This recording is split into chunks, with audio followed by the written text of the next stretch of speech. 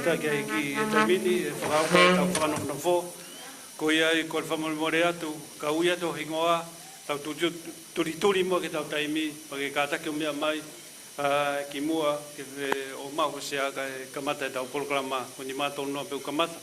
Ko ia i kore atu whamoremore, ki a Sabrina whakawhanua, kore atu hataha he tawhaki a Amelia, kātaki mua whamoremore o whakawhiao mai a Sabrina ki mua, ke te pere mua.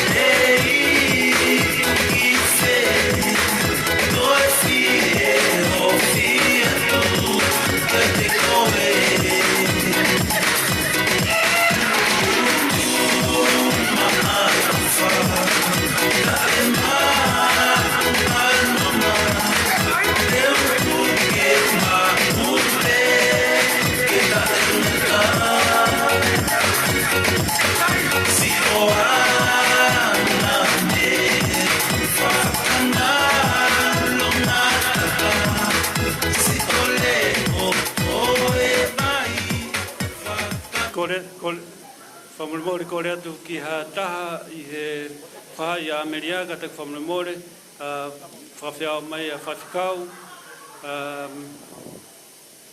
patuhiwa mā Mailangi, whawhikau sea, Sydney, Australia, ki te pere mua whamoremore.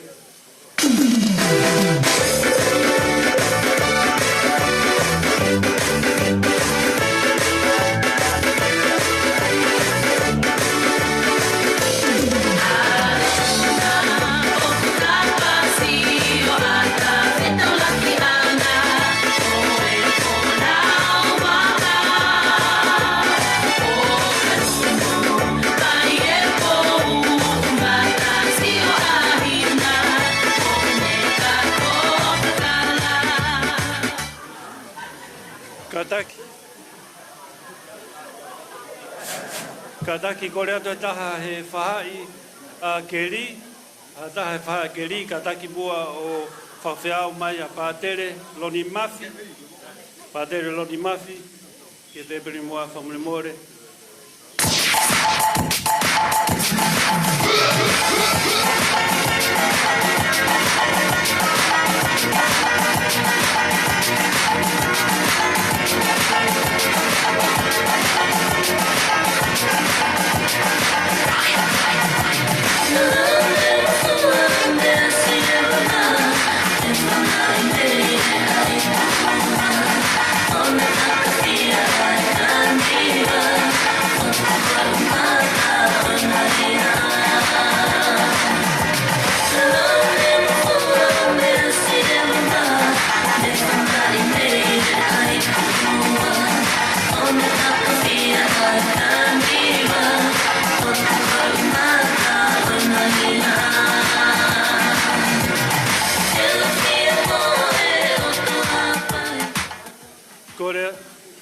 Kataki kore atu ki he whahua keri, pi sila vaihu, whamoremore whema ua, kore atu ki hataha kataki ke te whawhiaoma, pi sila ki mua ki he turiki, koe he matau, ko hinga ke nau whanonga mai mo o mea mari whamoremore, pi sila vaihu.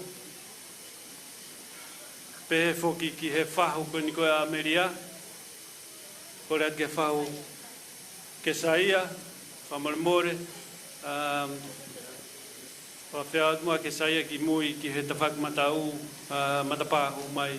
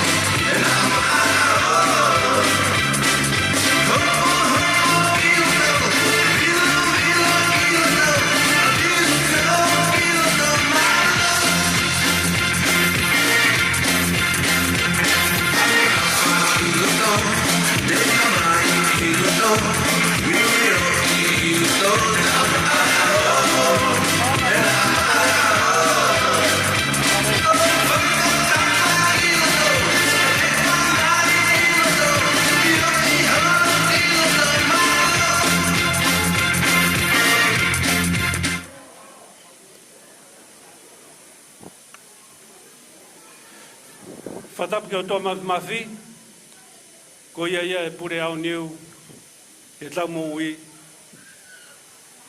tamo e universi ko ini. Ko ia e whakawhe, whakalanglangi, o e aho ko ini. Ko ia nane whakututu. Ai aho, ka toanga, ko vina ni te Amelia ka pehe whoki ki a keri, ke tau whakataha mai, o ka toanga i fia, ai mahalari, o i wokasio ko ini. Ko kuinga ko mai Maka, ko e tau kete pe au o keri. Pea ku whakainasi aki au, ai whatongia ko ngau e whakasewāniti mā ki mūtolo na whakarere programa e ako ini. O kore whamolmore heni, tō whatongia i kai ke tāu mo whenga ki o mou i lo. Ko poto a niu mui pe. To my non-Tongan friends and family, greeting to you all and welcome to Amelia and Kelly's wedding receptions. I'm the older brother of Kelly.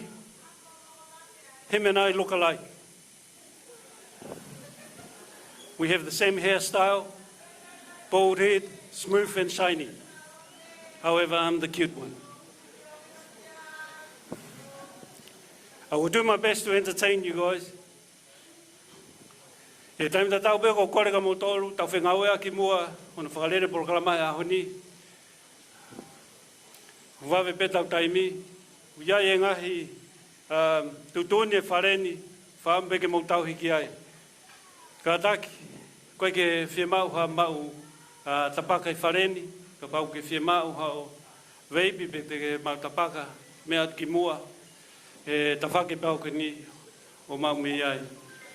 I also ask that you guys drink responsibly. Mahuinga pe ke tauhi a merino, e tau whiohi, pe whakahaha pe tau whiohi, e lau maare Fifita mo e apasia o tua. E taimini, te oange whangamari ki a losarine kawapalo, ke ne whakahoko hono introduce mai e tau Pride Party. Malo maiki, malo lelei, aloha, talo falava, kia ora. Malo lelei, and welcome to the wedding of Amelia and Mike Tamiano, Kelly, Mailangi, Maka. Kai ke hiki mua ki tau kamata ko kole, ke ka taki mua ai whahu o ka tak DJ tā mawhasi o ku ulo mai e mama me mui ke ki pause ya e ka taki. Tā mawhasi ka tak DJ.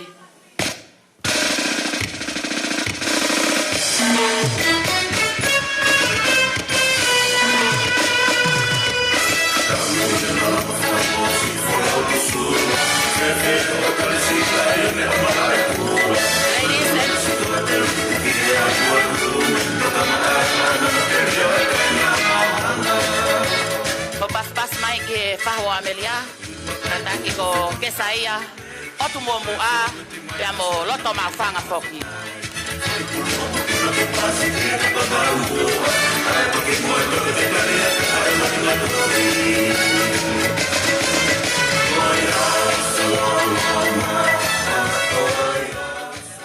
Kainga whamolmore tau paspasio taltare whalanglangi o ako e ni, ko Sabrina Whawhanua. Katak mo paspas mai taltari a Sabrina.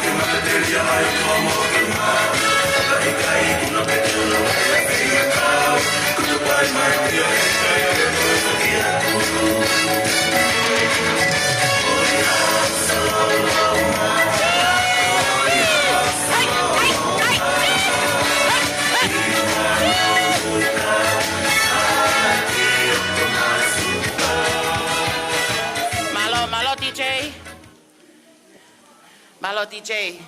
Famolmole, family. Tau paspasi o tanta lelei. Ayong matua a Kelly. Maka. Ko vesnia. Pemo palei. Maka. Lagatame. Ohakutoga. Owa. Introducing the Prince parents. Vesnia and palei. Lagatame. Ohakutoga. Patwetoi o la paha.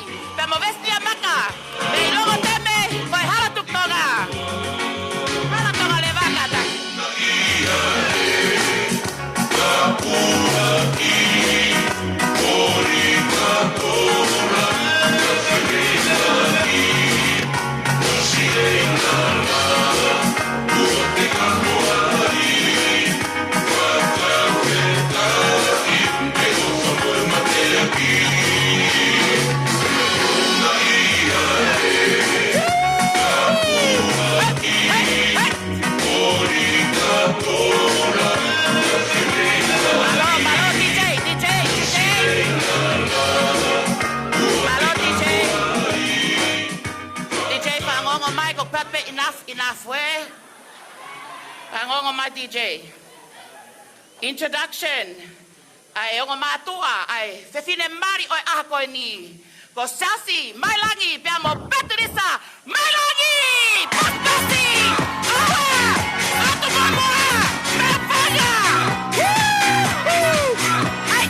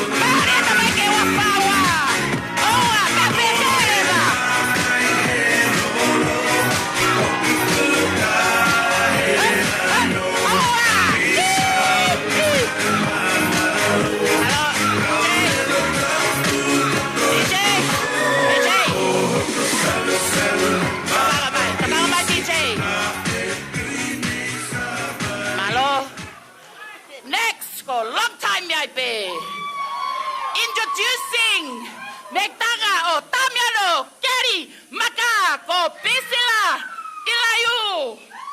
Tama fasalong teme.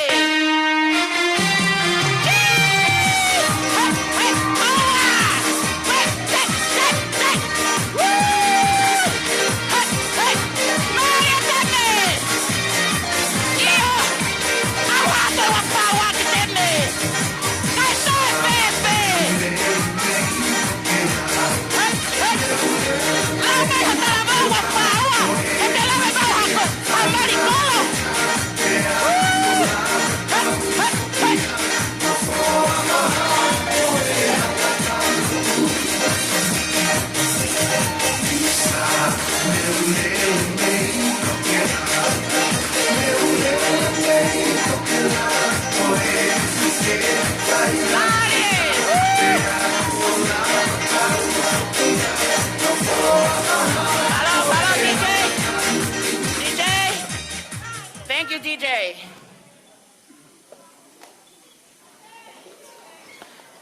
family, tau tartari ai funky flower girls, with funky page boy o ahako ni, na nau si Fifita ki Amelia, mokeli he ahako ni.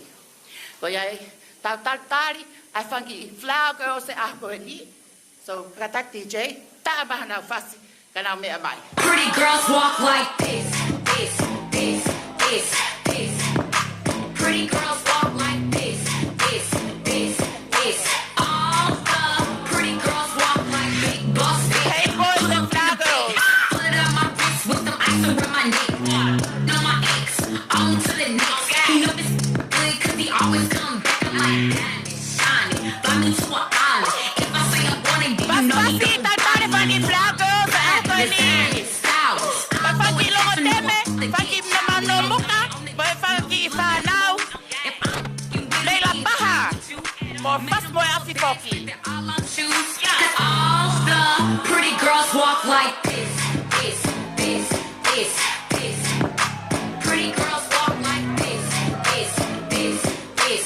All the pretty girls walk like this, this, this, this, this. Pretty girls walk like this, this, this, this.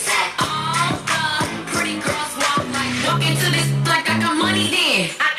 Come on, Junior girls. Come with them. If I ain't got no sex and I ain't coming in. The power still spinning then. I got haters on call, yeah, go hard. Niggas too on the beat, fighting these broads. Stay clean, my team a whole lot of power in these YSL jeans. If I let you hit it, better hit it from the back. Take me out, take me to the back. The list is on my feet, cause it's better than the same. Cause all the pretty girls walk like this. Whoa, whoa, oh wow. This, Hey, pretty hey. girls walk like My this. DJ. This, this, this. Malo flower girls. Tahokat kick out junior bridesmaids,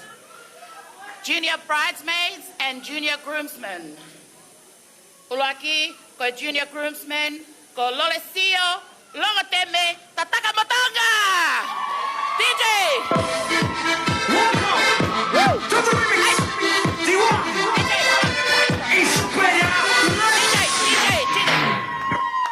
Junior bridesmaids go.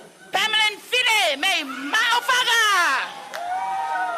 Junior bridesmaids.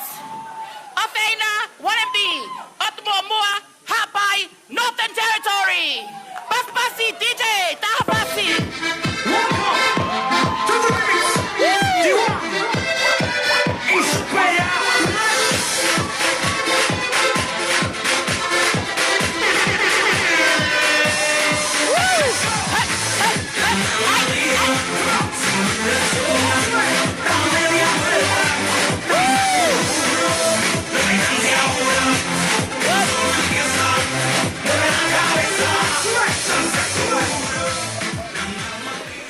Ladies and gentlemen, family, ko tau hoko atu ke tau bridesmaids, ko tau bridal party. Ulu aki, ko ki tehina peia o Fifine Mali, ko na TVC, Junior, ko lelele mai, tutu ila, ko lelele mai me mawhanga. Kono hoa ko baby hiders, logo teme ai pe, DJ, Fasi.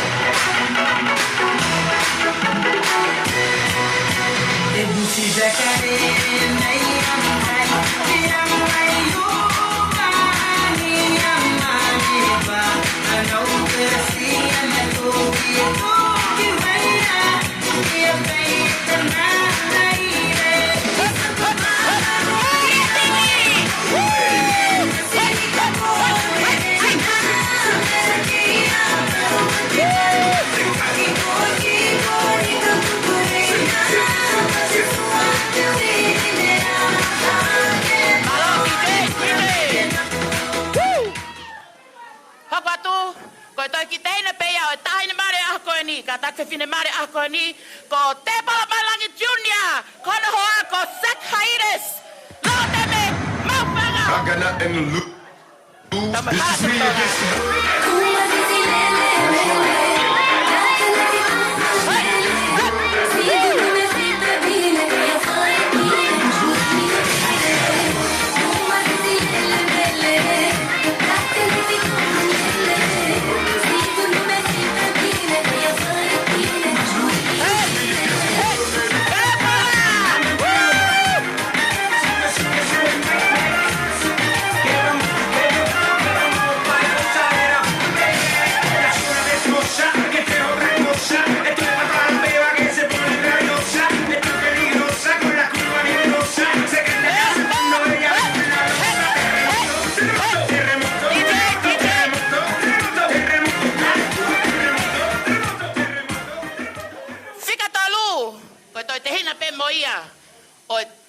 fine mari ako ni longo teme o wa mo sio ho ma faka fofa ko kai na tai me he fasi mo afi o tungi ka tofefe ama fanga foki ko no hoa ko te vita maka me long time ago waipe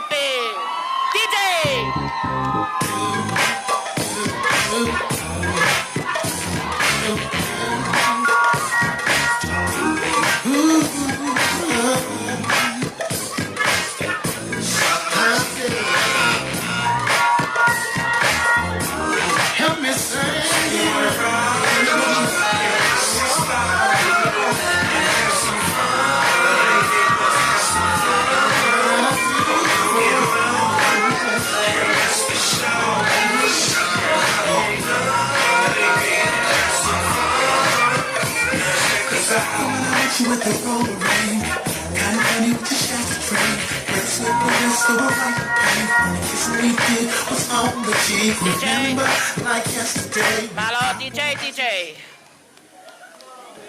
Ladies and gentlemen, family Makainga, our matron of honor today, ko kitehina si o te fine mari ako ni ko Savelina Maria Melesete, ko hono hoa, ko Baya Maka, may mafanga mo long time ago waipe, pe kai ngalo ai atmo mua na te ofa he kohili. DJ tama fasi.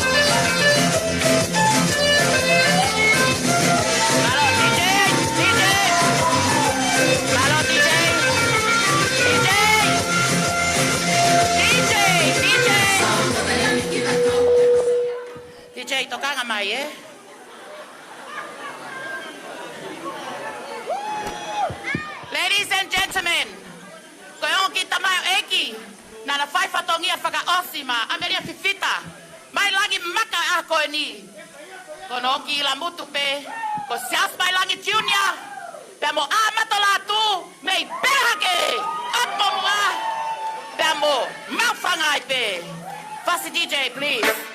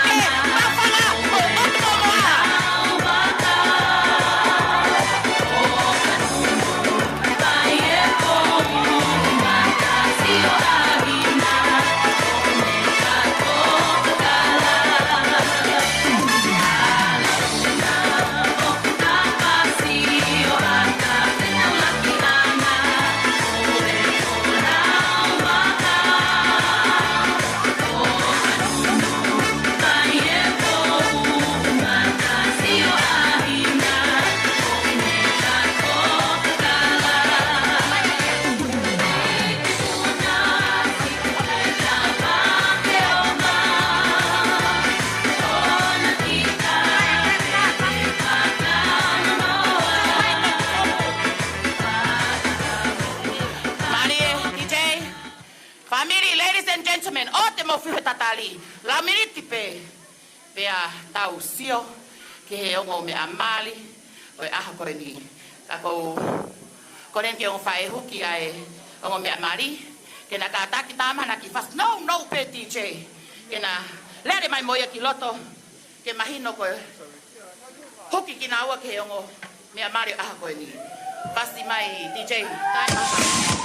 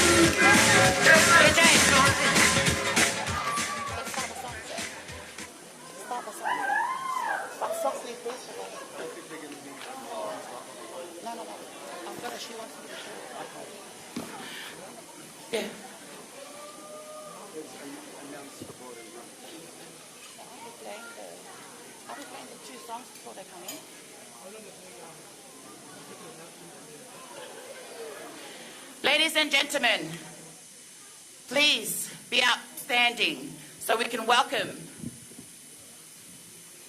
the newest and the freshest Maka Longodeme family tonight.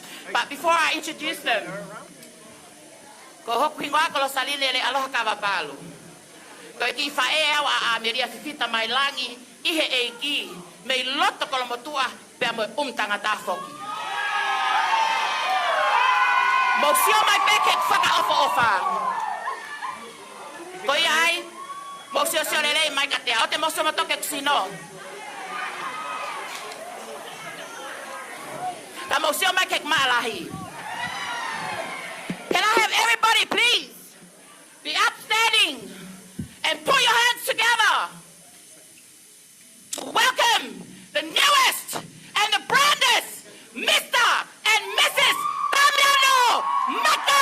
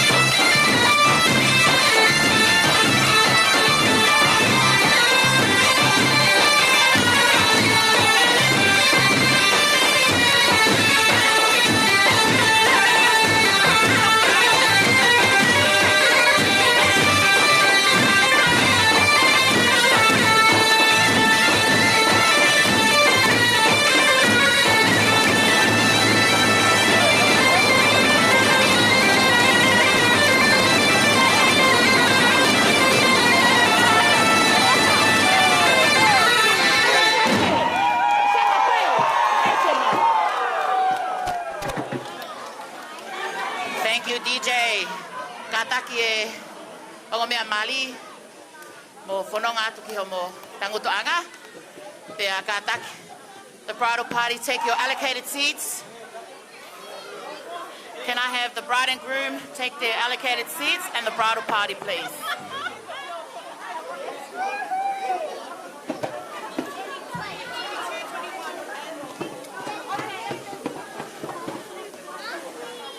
Malo Vito, Pafitai ke eki, tau ikuna e introduction e tau bridal party he whafkoheni, ko kolfa mole mole atu ke Moto amali pia pehe ki a Tamiano Kelly ke mo lele atu ki mo tanguto anga fa mole mole. Bridal party, please take your allocated seats so we can get our program starting.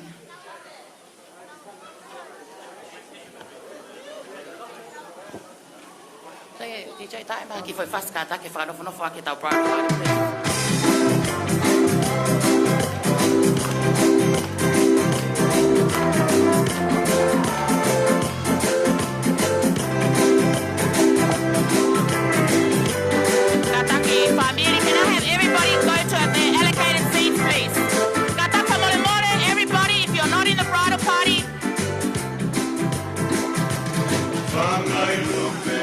Everybody please take their allocated seats so we can start our program. DJ. Tahine Sabrina, ka whakaulunga tonga. Ko kore whamole mole wafa eki. Kana e hato whatongia, me ki whini mo tu ani. Ko kore whamole mole atpe. Ko osi set whai whatongia, ko kore heni ki he MC o ahako ni, tamasiko Maka, me long time ya be ke hoko atu sene fai fatongia. Pas ba ke tau MC ako ni ko Maka. Thanks, bro.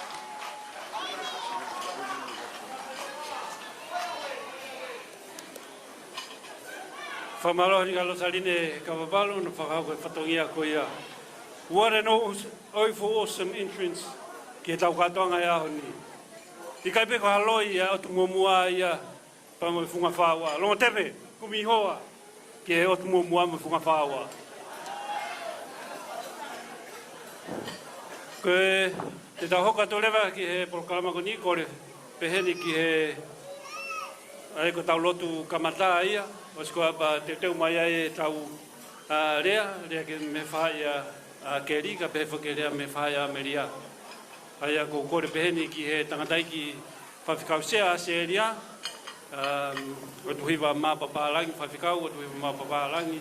Eki me mua wheituana ka ke mea mai mua o whakahoko. Ha tau lotu kamata mo tāpua ki he pe mea tokoni o e aho.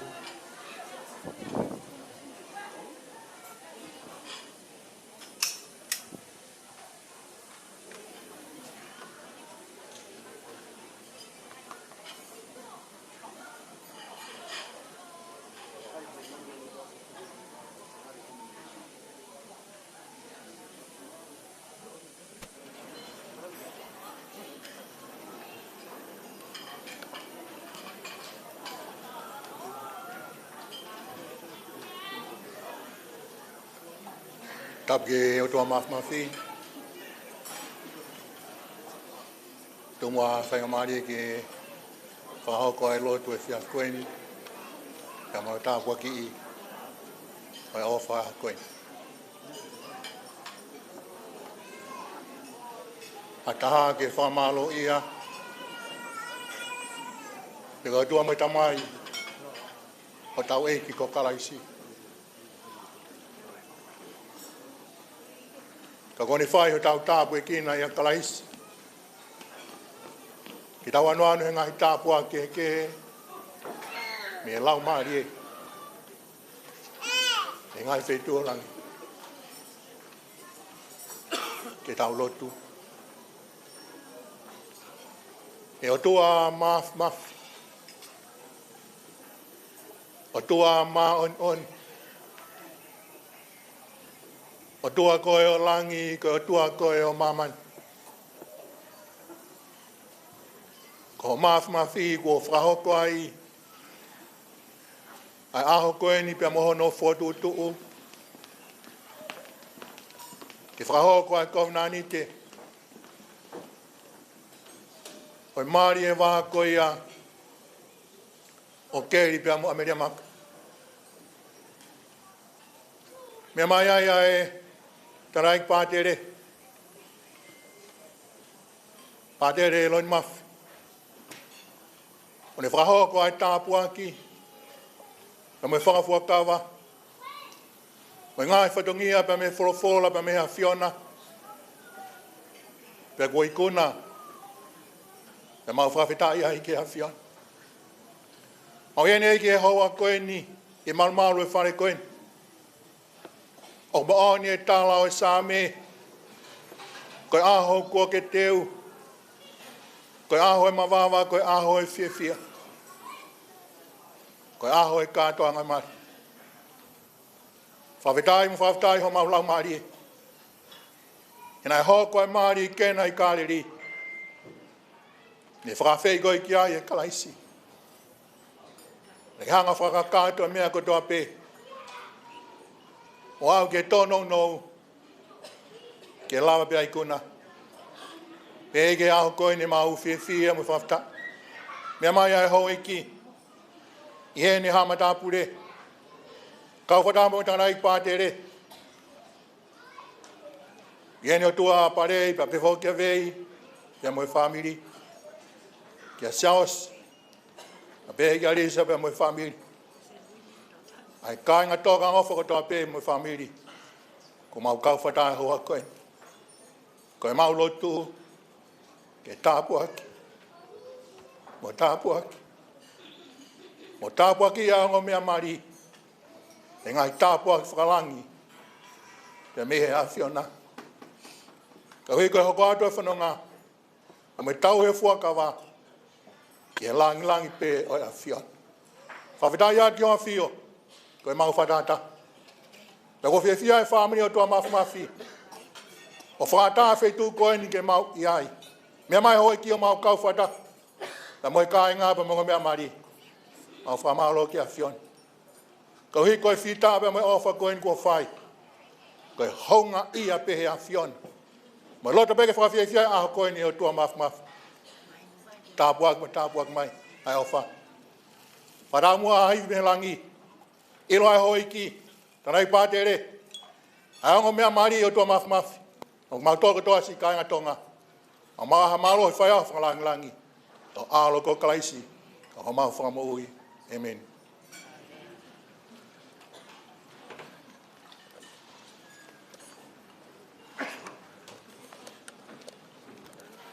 Whamalo, heni ke whaiwhikau sea, wahenga Sydney, Australia, whaiwhikau, o tuhiwa maa papalangi, ono whakahauko e tau lotu, kamata e tau whatongia polokalama e hako ini. Kore peheni ke DJ, ke ne tau ima tau whasi, ka te teo mai tau rea ulaki, aia koe tau rea ulaki, kore heni ke Michael Maka, ke ne hae whainga maari e wepa ne mea mai, osi e tae mai DJ fui whasi, e tua Michael kore atu ki a lopeti tō pui, whamurimore, ke ne whakahoko mai, hae rea e whahai koe na Amelia. DJ Jaima fui whasi maro. E pitu no whai, ho marere, maku o whanongo, he talama he a, tare kolo, si aere kue, ta e hatu, i whanalewelewa.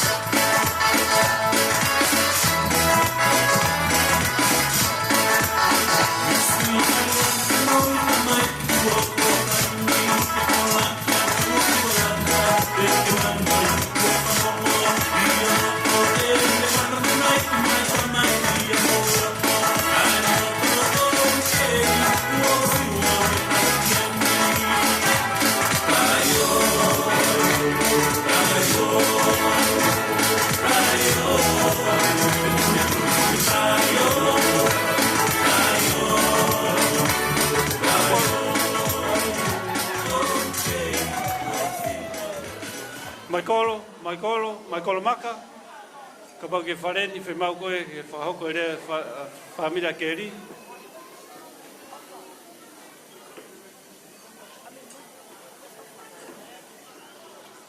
Maikolo.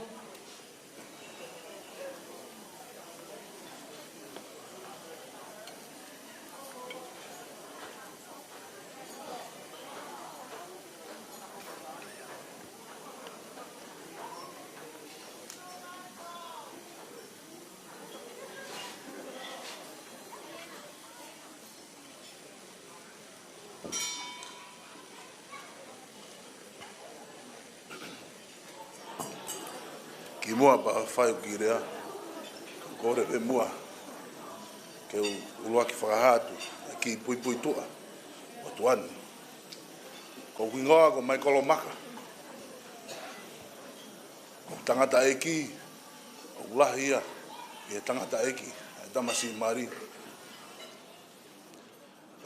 Ko tangata eki, pe me tamai a keri, o kuna kei mo ui, ke whanga toka ua lalahi, ko na mama o atu. Ko ia, o te tu wai, o tongia, e whatongia.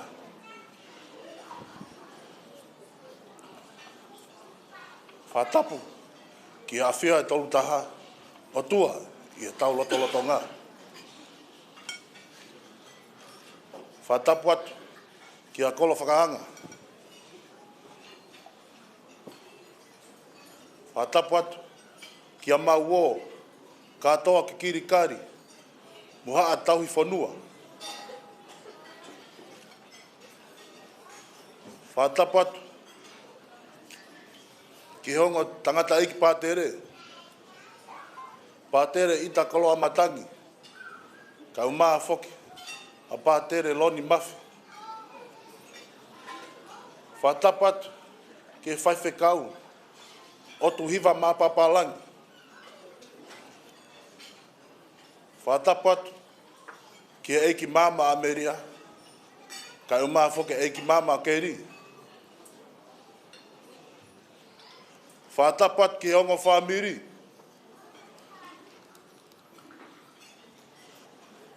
Whatapu atu ki he maheni, koe kaunga whanonga i he tui. Whatapu ki he ongo mea o ku haa nau e aha mahungani. Ka ataa me motua ta iloni, ke whakawhawhonga ia te ulmotua e whamiri, a rea whakamalo. O ke kai, harea ia, e mo ua, pe marie, ke whiunga, pe mahu inga we aho. Ka ke koloa pea tonga ke whakamalo. Whawhetai, ki he o tua mafi, he ene uri me tā whoe, ki he tau mo ui. Pane whakapulu ati tau tau, ene kalasia, o tau tu uta malu, ki he wanoa, o aho nima, o mahina, wafe watolu. Tau mai ana e tonu hai tau whakawhengai, more ke mama.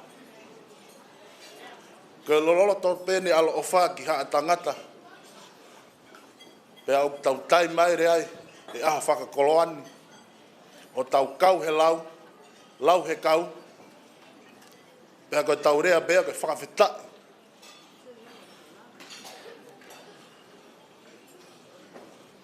Whamalo atu, ki he ongo tangata eiki pātere i ta kolo amatangi. Neongo o ki kai ke si heni, kai umaa whoki, a pātere loni mafi. I he whakalao, ho nau taimi whakatauhi sipi, tana mea mai, o whakahoko, a whatongia mamafa me mahu inga taha o aho.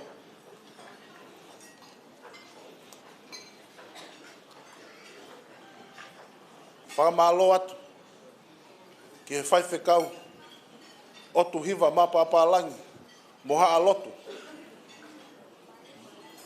Ho mausi lava mai, ke tau kaunga pou.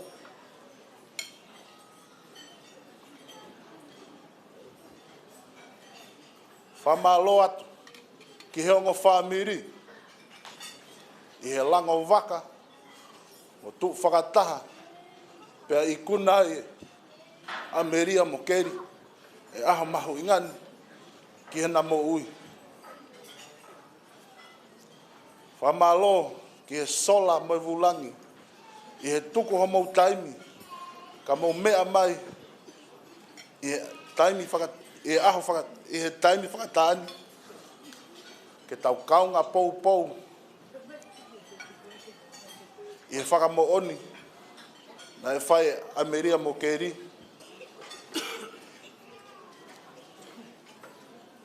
i he whamiri o na whai.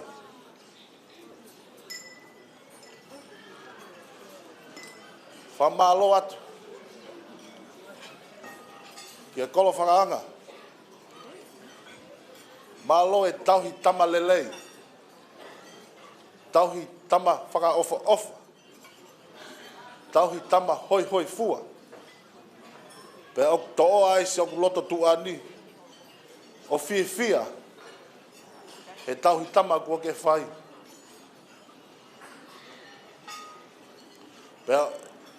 pe ko eku viso ne ia ai whekau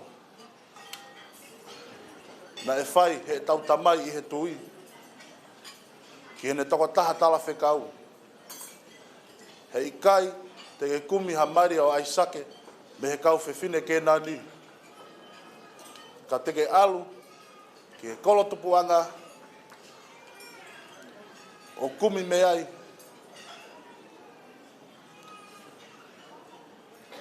ha mari o aisake me he whamiri ho whae he ke whamiri lelei whamiri whakaofa whamiri hoi fua ka hiri hono tumu ke whamiri lotu pe ako eku koloa ia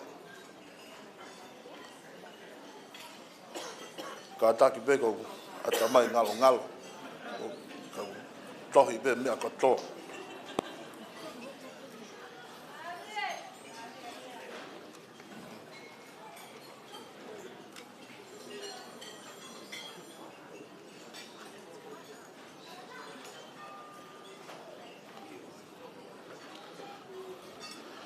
na aku tua pe kolo whakaanga me he kolo kakala pe mo ki I kolo iloa taha I tonga eiki o ke mea I pe a mei whe a long time ago o una loto I he aho pea mo e po ke u ka hoa mai ha nusi hei lala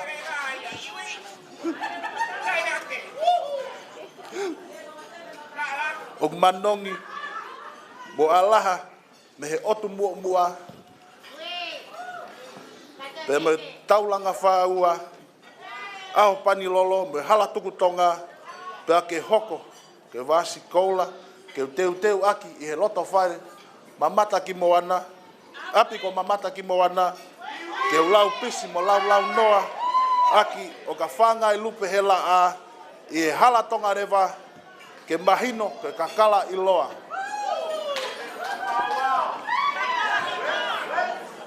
And to the non-Tongan speakers, I just want to thank you for making the time to witness Amelia and Kelly on tying the knot.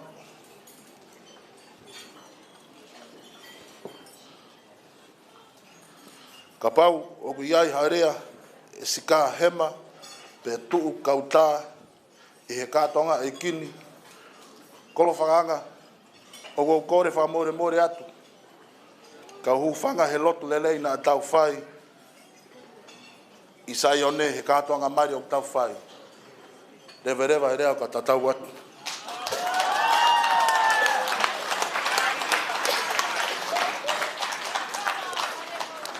Mahalo mai kolo, no whakako e rea koe e whai ai whamiria ke ri. DJ kore mua, tai mamua fwoi whasi kore hene ki he rea whai Amelia, lopiti topui, whangamari pepangi mea ma whakahoko, ai rea whai whewhine. Thank you.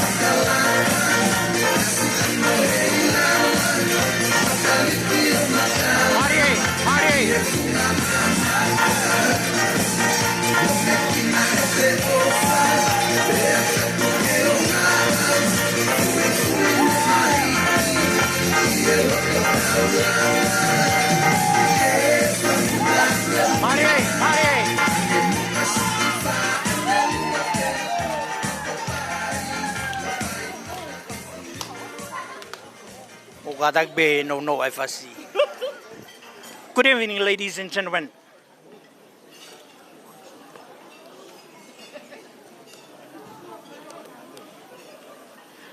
Good evening, ladies and gentlemen.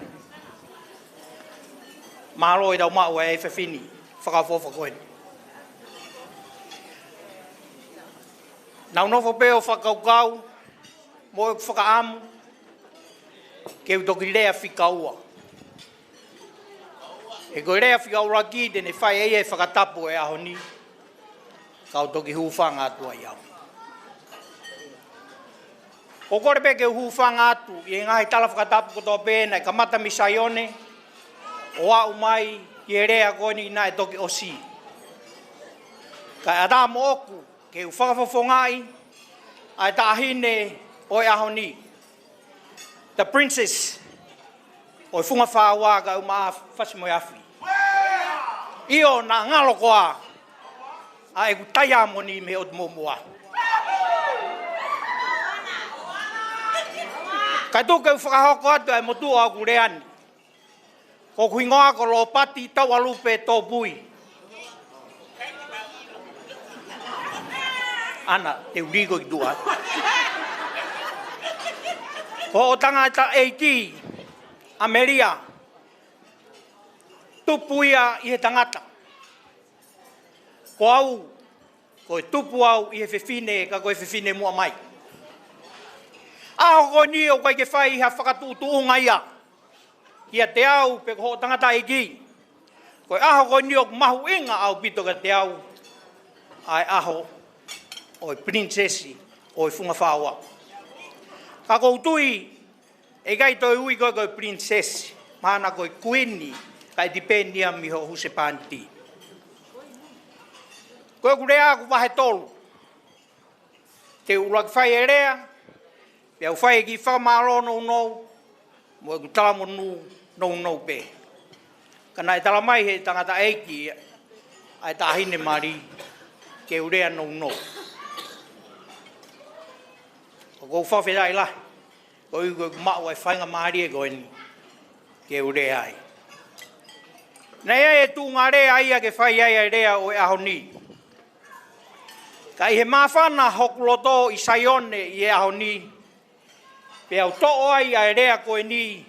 Ke urea pe au I hingoa o Amelia. Pe te wahe tolu pe ai hingoa o Amelia. Ka ki mōtoru ai non-tongan speaker, toki kore anka ho kau ngā api ki nau whakatonu atu e kurea. Ka tuku pē ke mahino e ku wahe ai hingoa o e whiwhine koen. Koe ei koe hope, koe amanaki. Koe amanaki a Ameriana e kamata pēia me taimi nā maheni ai, pēr mo e ki I motua koe ni mei longo te mei.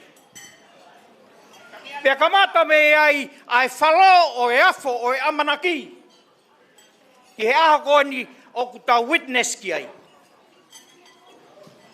Koe amanaki a siaosi pea mo risa na e kamata pe ai aho na talange ai e Amelia kua mau hono kau mea. Koe amanaki ki ha aho pehen. I aho ni na tau witness I saione kua whakahoko e konga uruaki o e amanaki a Amelia. ua hoko o ne mau husepaniti. Kau kai koe ngata ai ni Amelia. O ku kei whalo pe ai afo o amanaki. He ku amanaki mai ai family o husepaniti. Pe au kei toka amanaki mai mo e family a ongo matua. Te whanau no beo hange beko ngahi rea. Ua, koe mi, ke koe merino, is peace. Whe mau e family, ke mo mau ai merino, whe ofa ni, kai fungani hake, ho mo ofa ke he family. I kai ngata peke he mo tua au whakahoha, peko ho ongo matua, peko e family, a ho ongo matua. Ka watu ho ofa ke he otu momua. Peke alua i ho ofa ke mo merino. Pea mo e family ho husepaniti. Nai ai hao ku pea te tangatai ki peko e husepaniti. Wife, Amelia, te ukiraka ki he pā. O sio he big screen ni o eka puru. Pea fingo ho mata. Hange koe whakatapu, pia tuu hoke mo. E kuanga ki tau tolu mheo tu mua. Tai me o tau ita i tuu ho tau ke mo. Koe tuu ke ha. Koe tuu ke ha. Tau hui e merino. He ku ke mau ai amanaki, ai hope. Ke mau ai peace, ai merino. Hoko ate maudo. Hono tolu. Koe ria. Koe gloria, koe glory. O kou toa mai ai whoirea koe ni he koe nofo mari koe mea whakalangi. Pea kou ai ai gloria, ke ave ai gloria ke teia. Ave ki he lang taha. He oku o ona tō taha pe ia. Ai gloria moi aha koe ni. Koe ana ane whakahoko e aha koe ni. O ana ngalo. Ave ai langi, mo whawhetai, mo gloria, kia teia toko taha pē. O kua ona, ai koe ni bea mo kahau. Amelia, ai toluni, o kou whie mau koe, ke mau, ha makatuunga, ai lalaka o nofo maria pongpongina, pe koe pōna. I want you to invite Jesus Christ to be a foundation, strong foundation of your marriage life. Without Him, we are nothing. Without Him, hei kai teke mau e koe, ai amanaki, no hope. Without Him, is no peace in your family. Without Him, lava koe o whakafoki ai glory. Kia teia tō tahape. Invite Jesus Christ. E kamata ki ai lalanga ho moui. I he lalaka o family fo ou. I he nofo mari i he pōne. Koe kurea hono hoko, koe whamaro. Whamaro atu heni ke hongo family. Mahe ni mo ngai kau mea. I ho maurawa mai ke tau witness a very important day of our lives. Of my family, of Maka family, and also I whereni mo ngai kupu whikau kau aki. O whalahi atu ka te kumotoro. Whatawanga peke mo mau, hapo, e whiawhi whiawhia. I he pō koe ni. Hono tolu pe. O whamaro heni. I would like to say thanks. I he pōsi, mo e staff, o e venue, o e aha koe, o taui ai.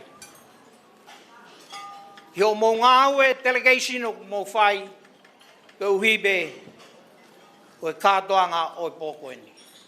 I too hope the peace to be with you always. Thank you for work well done. Tumua ke ngata he e ko sio atu takamo mai ai foka goe ke wa lo ai. O fala he ke ting mudo on ko. Paspasi mai rea mafana mo whakala maari whakao lo pati matau tolu. Ukia ia mana ki re ia lo pati ko mo princesi e hoko ia ko princesi hala tonga rewa. Nau whanonga peau he laulau e tangata e ki. Monui hau te hina tahine anga re. Whafofa o no fotunga ta tau pe mononganga. Ko ia koutu ilahi au wai amana ki re ia. E hoko mo princesia mo toko princesia ma tore hala tonga rewa. Te kuini pe au kai princesi pe. Loi pe Amelia. Te tau hoka te uke tau polkalama hoko aia ko e wau sia e taine mea mari ka pe foke ne tangata iki. Oskua pa te tau mai rewa ki he o wau ai keke pe foke ka mea whaita ko iai ko re ke DJ tai mai mua foi fasi ka wange whainga mari e ki he taine mea mari ka pe foke ne tangata iki. E whakahoko ha foi uolosi whaosi mono whewhine.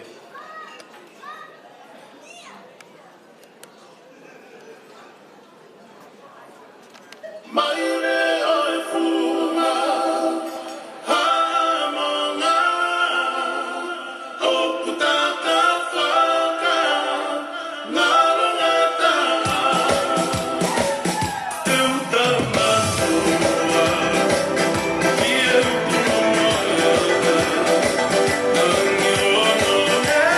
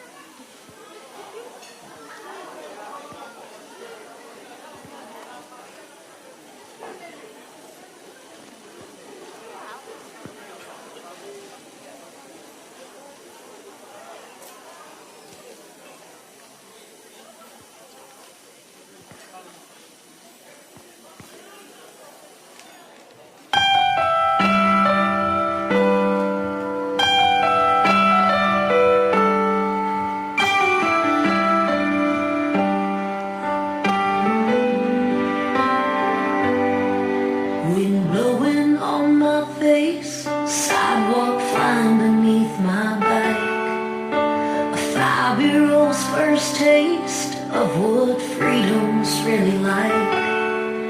He was running right beside me, his hand holding on the seat. I took a deep breath and hollered as I headed for the street.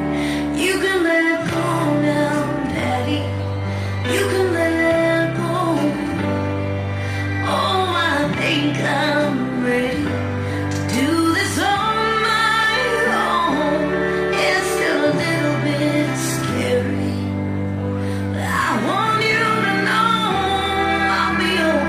Now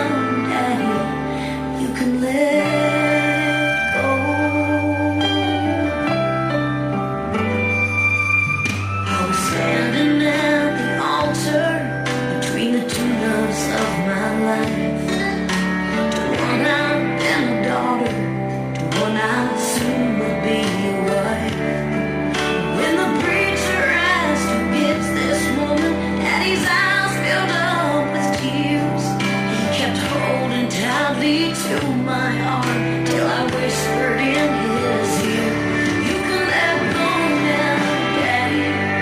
You can let go. Oh, I think I'm ready to do this on my own.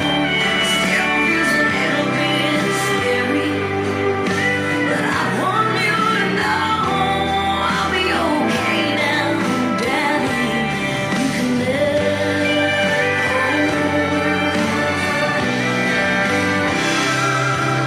It was killing me to see the strongest man I ever knew, wasting away to nothing in that hospital room.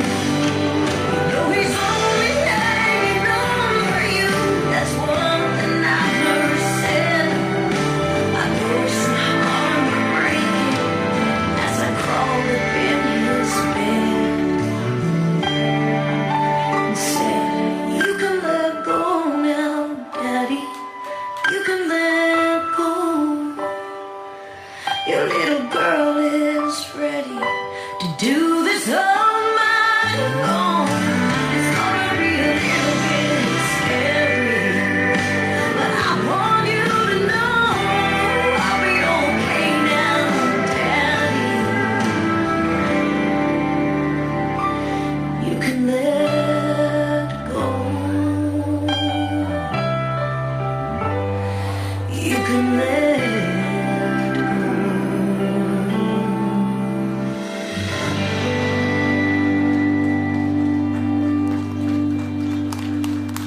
Ladies and gentlemen, please put our hands together for Amelia's father. Siaos Mailangi, ka pehe fuki ki a Amelia. Whakahoko e, ka wolosi whakaosi, whakalau maari e. Ta ue, torongo wholu topu hono ohi e tama, aho e te maria, vare i a tama.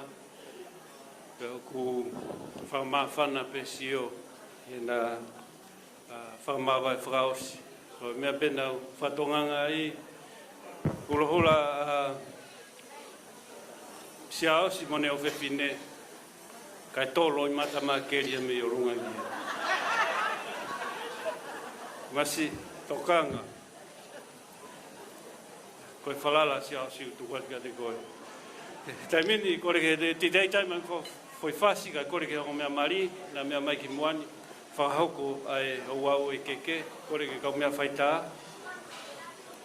At this moment, I would ask the bride and the groom to please come forward for the cutting of their wedding cake.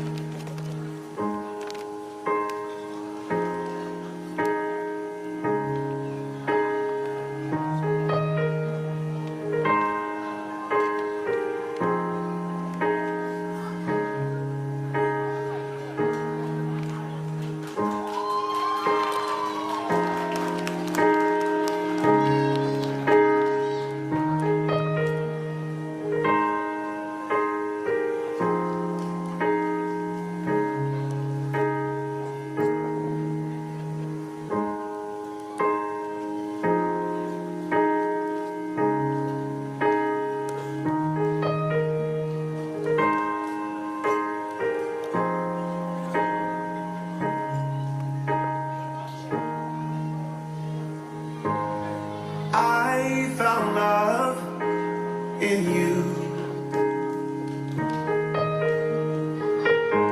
and I've learned to love me too. Never have I felt that I could be all that you see. It's like our hearts have intertwined into the perfect harmony. This is why I love you. Ooh, this is why I love you. Because you love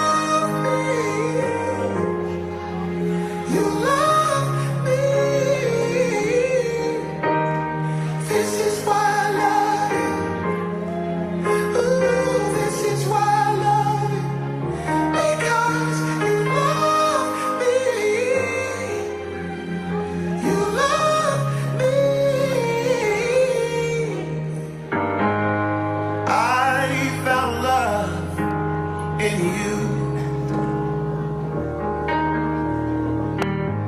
And no other love Let's put our hands together for the two. Every moment that you smile chases all the pain away.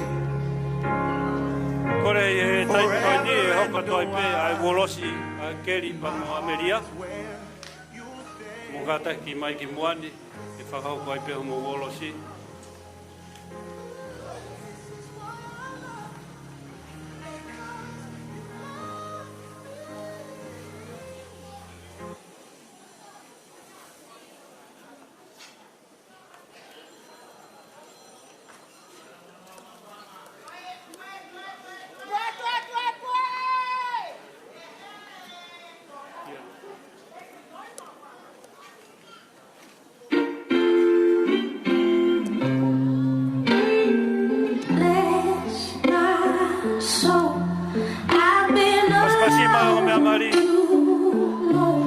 Somebody without someone is no one at all.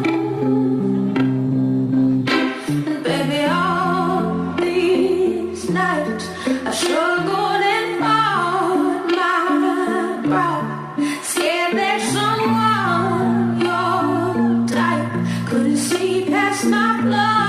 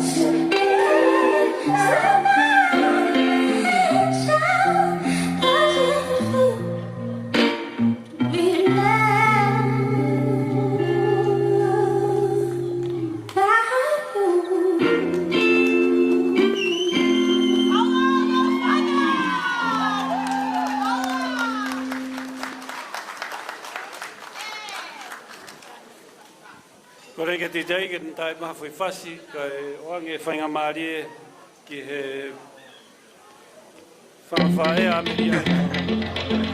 Hey, yo, big wave. Tell him I come. Small time alongside JW. My bestie and your bestie sit down by the fire. Your bestie says she want parties, so can we make this place go higher? Talking about head now, head now, head now, head now. I go, ane. Chucking more fina, anane. Chucking more fina, ne. Start by truck and so jumping. Here we go together. Nice cool breeze and big palm trees. I tell you life don't get no better. Talking about head now, head now, head now, head now. I go, ane. Chucking more fina, anane. Chucking more fina, ne. I hear your mama well, step on the dancing floor. Hips be winding, beat rewinding, get to the island way. Hear your baby mama, put on your dancing shoes. One drop it low now, take it to the next shot. Jam in this small jam way, jam in this small jam way. My bestie and your bestie dancing by the fire. Your bestie says she want parties, so can we make this place go higher? Talking about head now, head now, head now, head now. I go, ane. Chucking more fina, anane. Chucking more fina, ne. Salamanca straight up, right foot to mama, make me platin and stop in a island banda. Swing those hips and back it up to me Maka. A chance for the ladies with the doggy doggy. I'm tapping out and make it rapping blue, green and yellow. We tapping on me beat, make it slow wine for me baby. Speakers pumping, people jumping, we drumming the island way. Shout out to the good time crew all across the island. Grab your shoes, way 2x2, and I'm shining bright like diamonds. Talking about head now, head now, head now, head now. I go, ane. Chucking more fina, anane. Chucking more fina, ne. Yes.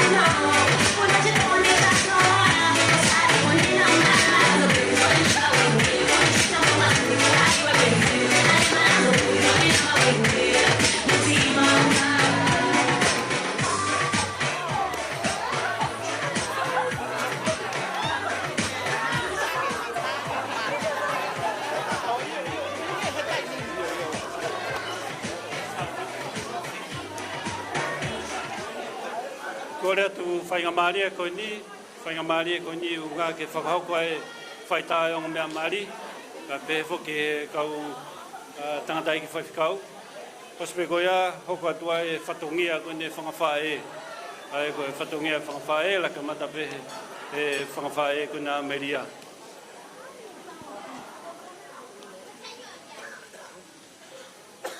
Goia i keri mo Amelia ka taki.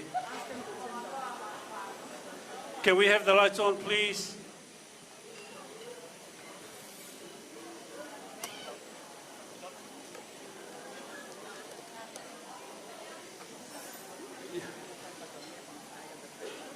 Oh, okay. Kadaki, oange pe whakamare ke ki marolo o mea mari ka lagi oange whaingamari ki he whangawhae ko ni ko Amelia ke na whahau ko e whatongia. Tijai tika taki taima na whasi.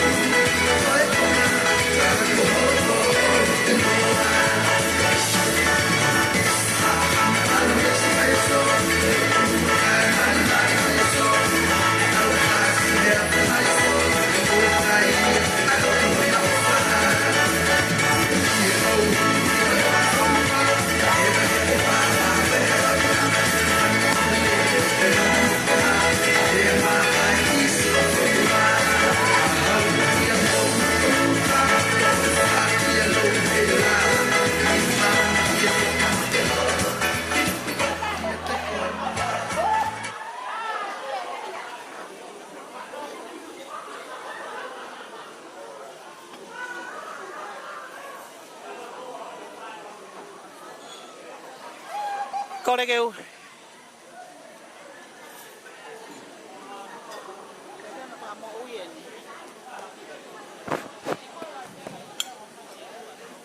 Koregeu hu fanga e talapatap. Ko osi ono au faki ki mua. I he malari mo e hau fanga. Whalau maarie mo top tap koin.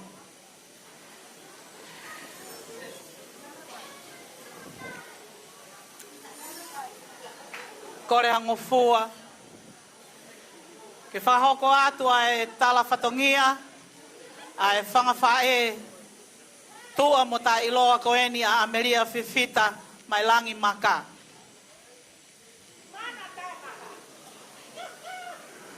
Koe o wau keke, o Amelia Fifita Mailangi Maka. Koe uhi, koe aho mahu i ngā lahi whāweni, whangawhae mō ki whalongolongo hifu. Koe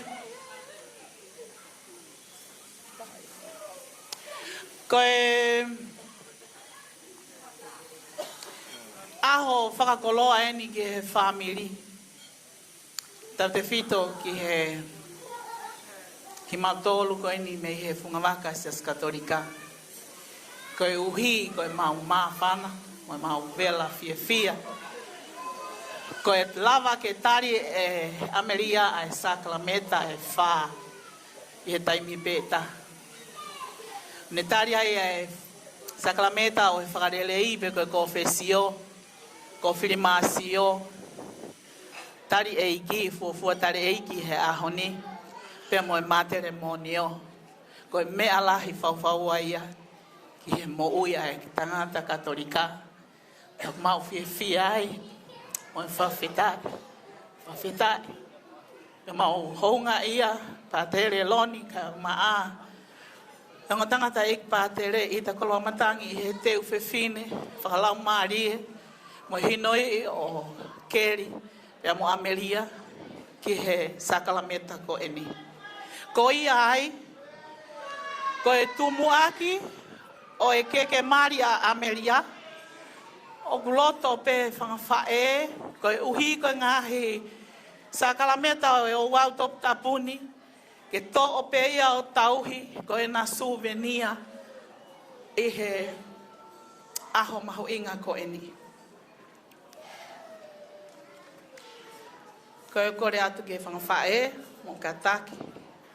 Tauhi e keke souvenir a keri pe mo a Amelia nai fofua ko filmasio ya mo keri ke na mari ai mo Amelia ke ilo ta go una to ko filmasio fakatape pe ko me alahi ya ki he mo ya katolika ko ia tauhi pe tauhi ke malu ko souvenir ya ai ngo tamaiki o ahoni.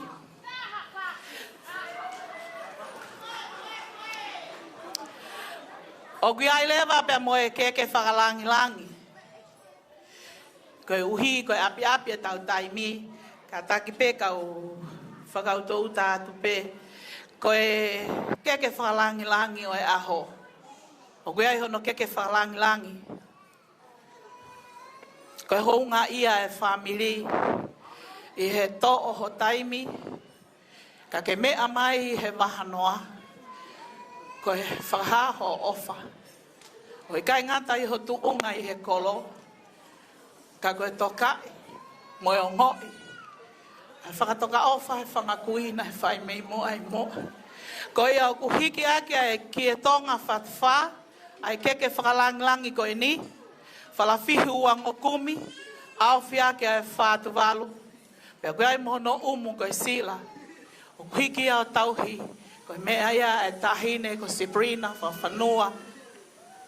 Mea mai all the way from Los Angeles, America.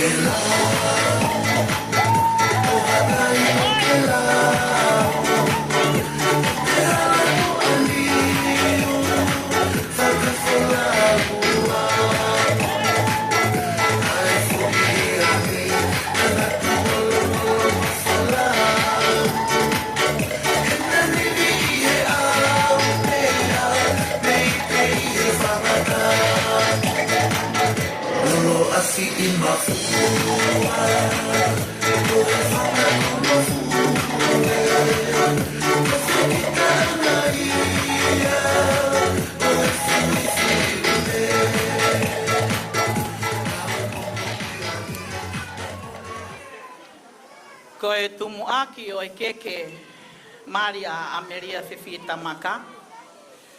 O kuhike aki ia ai ki e tonga whatwha. Fala paongo tolungo kumi, aofia ke ai fatu valu. Pea mohono umu koe sila, panga ni mafe, koe mea kotoa ko ia tauhia, ma ai fahu o Amelia Fifita, tahine ko kesaia mahe, si lava mai mei tonga, koe tu upopou, moi whakaha ai off. Koe uhi ko Amelia fok whahingoa ke nau whae, pea koe princesia nau family, mehe ot mua mua. Whangawhae, koloa ia a kesaia, hiki ake ke tonga fatwha, whalapaongo tolungo kumi, aofi ake whatu walu pe mono sila ko pangai ni mafe.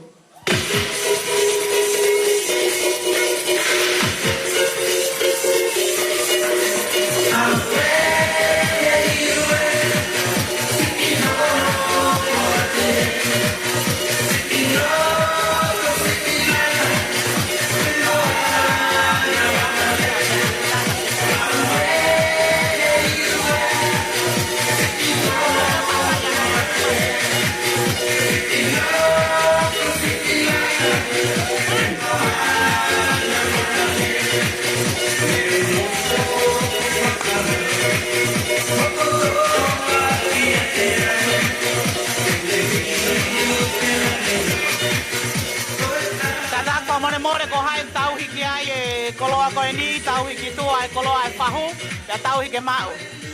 So kai, mo ta foki atu ki mui ki hea, to e ave koloa e whahu o tau hiki, pa tau hiki mau, wakai na mu toho e koloa e whahu, eh? Te ave ono sila.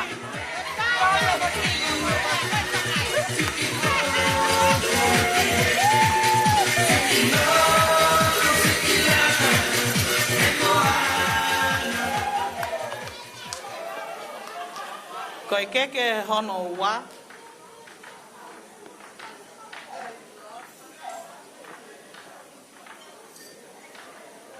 Honga ia moni ai family. Ie teu whalau marie. Ko whai makeri mo Amelia, whaloloto e tui. Ai lava kinetaria saklamenta wha koe ni. Pea koe ai. Koe keke koe ni. O hiki aki a hono sila e patere loni mafi honga o pito neongo e api a taimi ka ku honga ka kimatolo e tuku o taimi ka ke mea mai whakakato e whatongia e aho o wau ma mafa koe koe ai koe keke hono ua koe keke ia a patere loni mafi o hiki aki a hono sila ke mono mono patere ho ngai penia I ho taimi ho I henia me ai ko e toklere atu pe Amelia pe mo keri ya patere ita whakakato na whatongia ko ia ko ho ngai penia ia ko ho mea heni ko ia whangawhae o ku whoake ai sila pangata hafe pe mono mono ke whakahau ngaki ai mea o whai patere e whiawhiko eni neo moe api no taimi. O whātu ki a koe pātere.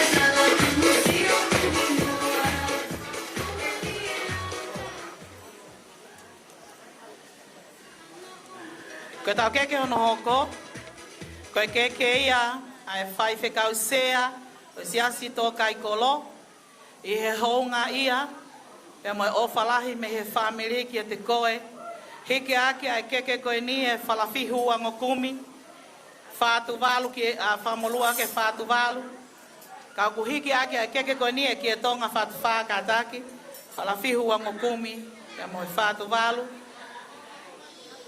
pea mohono sila, koe sila ko e ni, koe ofaya e family Maka, Moimoi atuia, koe whekausea, o siastoka i kolo, o tuhiva Mailangi.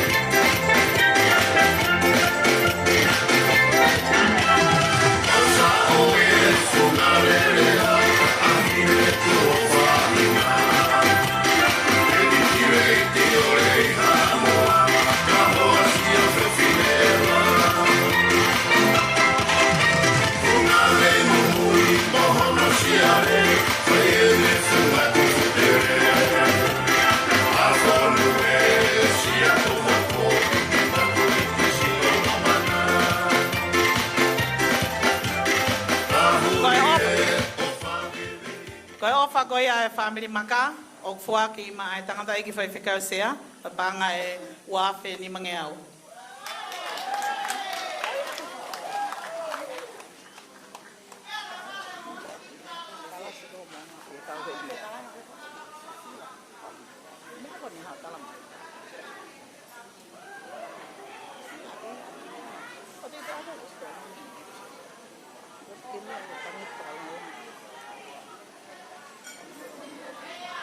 Koe keke hono hoko, o hige hake e fuatong ai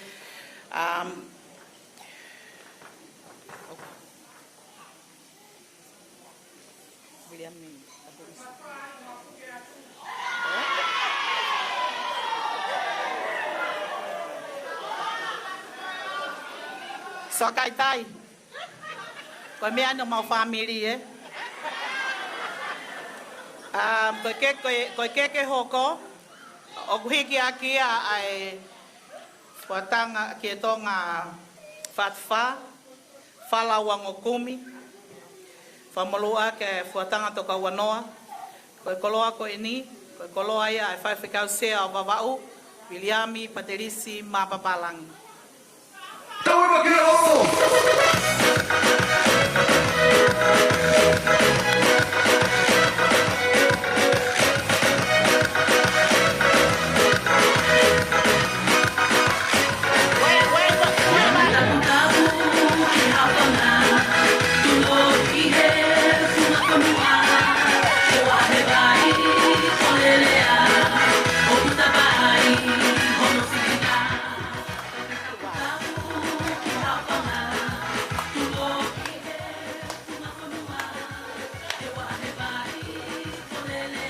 Katak whamore. Aia koe keke koe ni a Paterisi, koe hike aki e fihu fatfa, tike tonga fatfa, whala wangokumi, whamolu aki, a whātu wālu. Kataki.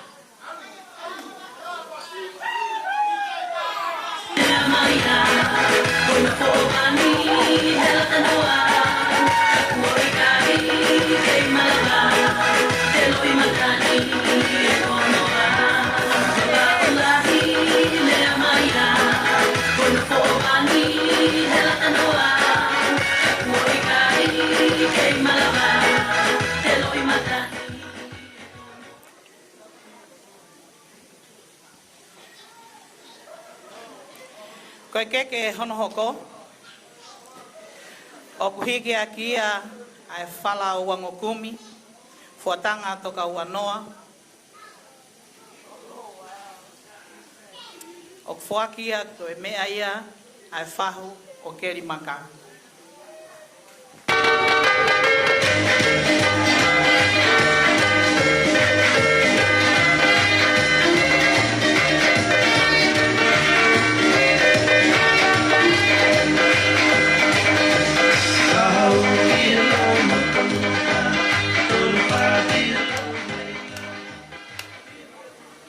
Whangawhae mo whatoto mai mua kataki. Aia koe koloa koe keke koe ni. O kuhiki aki e whatua marere. Whala wangokumi. Whamolu ake whatanga toka wanoa. Koe mea ia. ai whahu o keri Maka pi sila.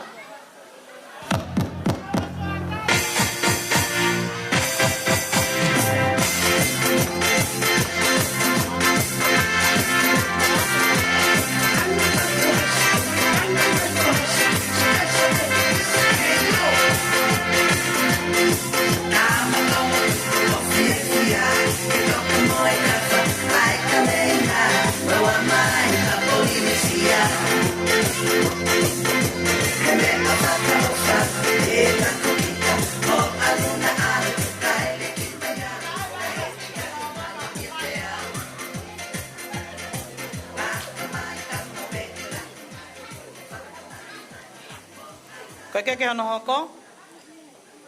Koe keke ia whaiwhikau so ape tau pia muhu, pia mohono koloa. So ape tau pia muhu. Koe whaiwhikau pule ia, oe wahenga tau wini pia mokou.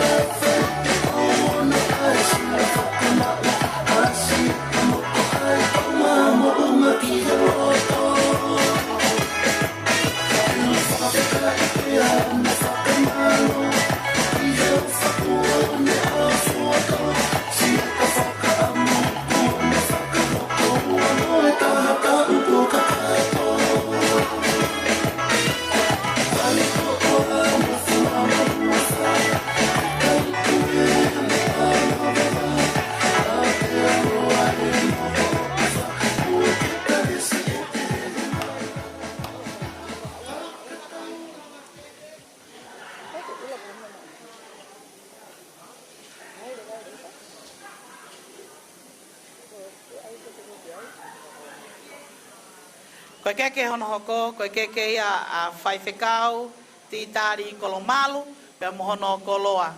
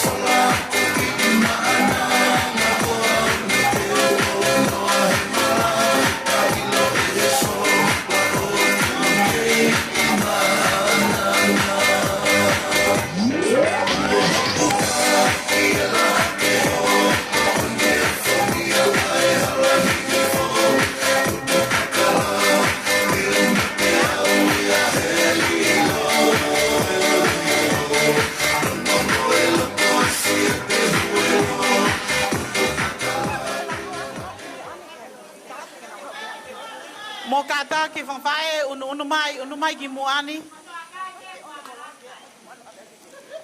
Koe koloa hono hoko, koe koloa koe ni e se tuata se misi makisi pe mo siasi o kou, e kau waha mai, kau ngā kau, i whiwhia e aho katoanga koe ni, whalafihu wanoa, au whia ake ai whātu walu fisi, pe mo e fihu fatfa.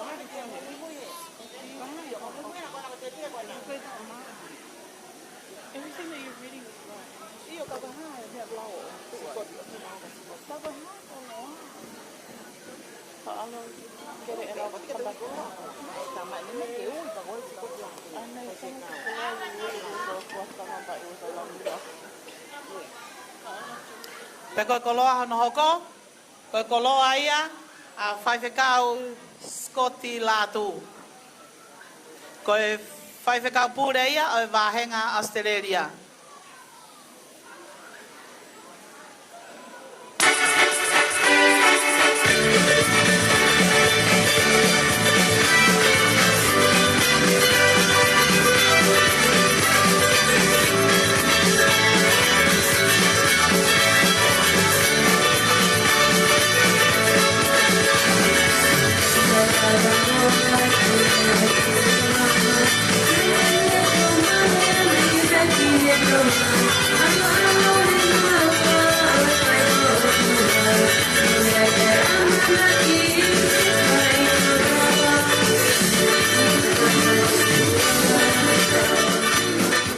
Katak whamoremore ko hayong ne tau he koloa ko ene a whaiwhekau Scott Latu.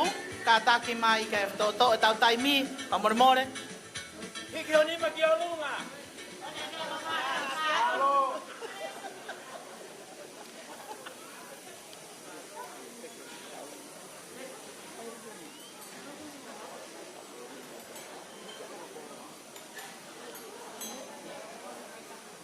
Pea koe keke wha Moimoi. Mama. Koe hui koe hounga ia, e whatongia ko tongia he ahoni he ulumotua o e whamiri Mailangi. O kuhiki aia koloa koe ni, pea moe keke koe ni, o tauhi koe keke ia a lopati topui.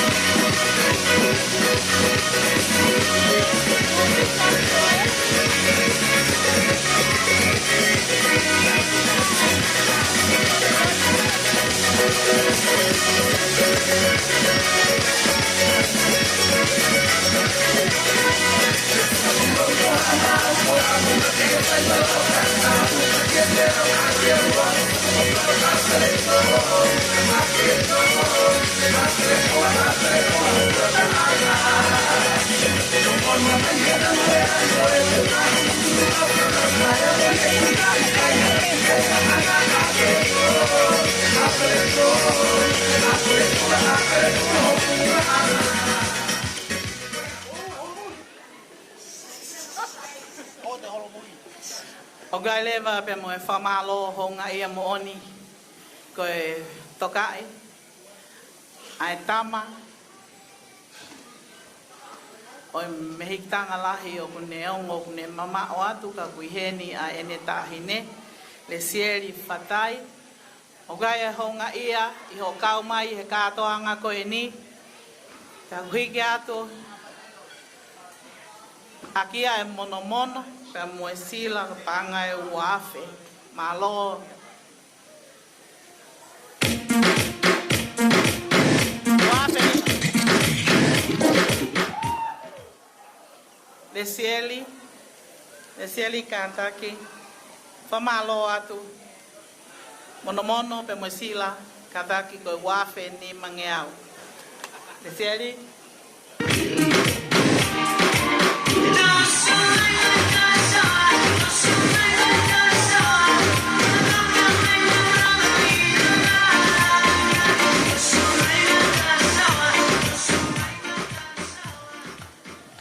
koe ki koloa whakaosi ko ngā ia mooni koe ka waha mai mei Amerika taha ia o e whanau o e mehikitanga e taha o toe lahi angeia ka neongo ia ko sino kesa ia neongo ne sii ka koe mehikitanga o e whanga mehikitanga pe koe ia ku awea doa e loto honga ia ma au kasa tauwha mei Amerika lahi ka waha mai koe katoanga koe ni homo ofa ia Amelia Fifita Maka panga e wafe ni mangeau pe mono mono mono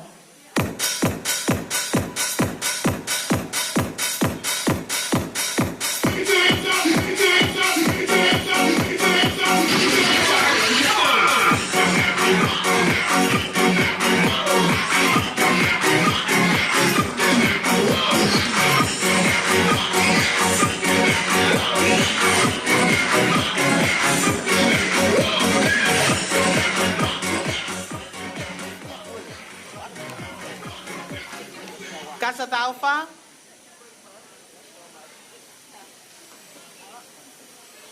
Malo e ofa pe malo e toka mo wonsia. Tawa ure vai ni ke o wau o e katoanga bala mari, bala sapate, bala kai, mo nga la fianga o Amelia Fifita. O guiai ai bala mari o Amelia, Mailangi, Maka. E aho ko ini ke banga e Tamiano pe gono bala sapate banga e ni mafe gono bala kai banga e ni mafe pe mohenga la fianga o Amelia Fifita Mailangi Maka o mafana e fanga fae hike akia pangai wa mano whakakatoa o panga ko ini pangai whamano hiki kotoa akia ngai wala paangani ai kie tau hoa ko kie tonga laute au pe mo kie hamoa me a kotoa ko ya o fuaki kotoa atuia mai faere veisinia fitike fumaka o kolo kakala paki mo toi more katoa ki hala tonga reva ko ki aha me ma ke ma o ko koloa me ape ku whakahonga ki tari lerei o ki tama ko ini wala Mario Amelia panga Tamiano wala sapate panga ni mafe wala kai panga ni mafe mono mohenga la fianga panga wa mano whakakatoa wha mano ave akia e kie laute au mo hoa kie hamoa pea mohono riki vai koe kata teu whangawhae kata ki tā mai hawhasi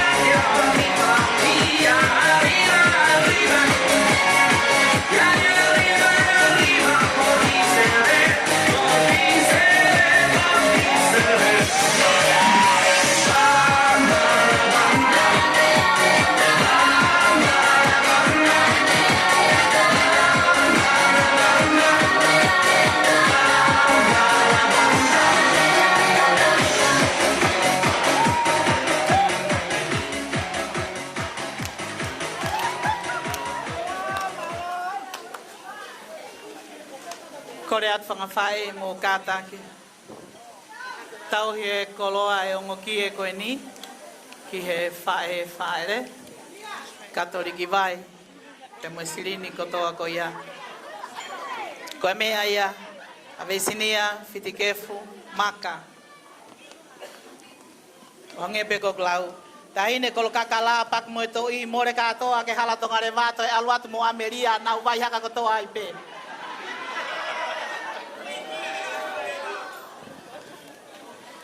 Tahine Sabrina kai umaa e ongo fahu pehe ki a patere maa ka tangata e ki fai fekau ko mo ongo sia I he mauloloa e katoa nga koe ni kai ai hato o fatongia o talai ki tua hoku tua mo e kumasiva whakamore more iange ki mautolu kai to e ai harerei alatu pea Amelia ia mo e whakaiku Maka omi mai pea ko Maka koloa fungani ake kusi ueri taia moni hao haoa pea feta paki ai pe hala tuktonga maulau kau ai pe pea man mata ngo kate mau whaka osi pe ke hala tonga rewa koia o atu ke taha kotoa I whareni mo whakamore more ka ia to whatongia ko ngata ngai whai whatongia ai whanga whae tu ane kai ange ki he familio keri malo au pito tua whatu Hey,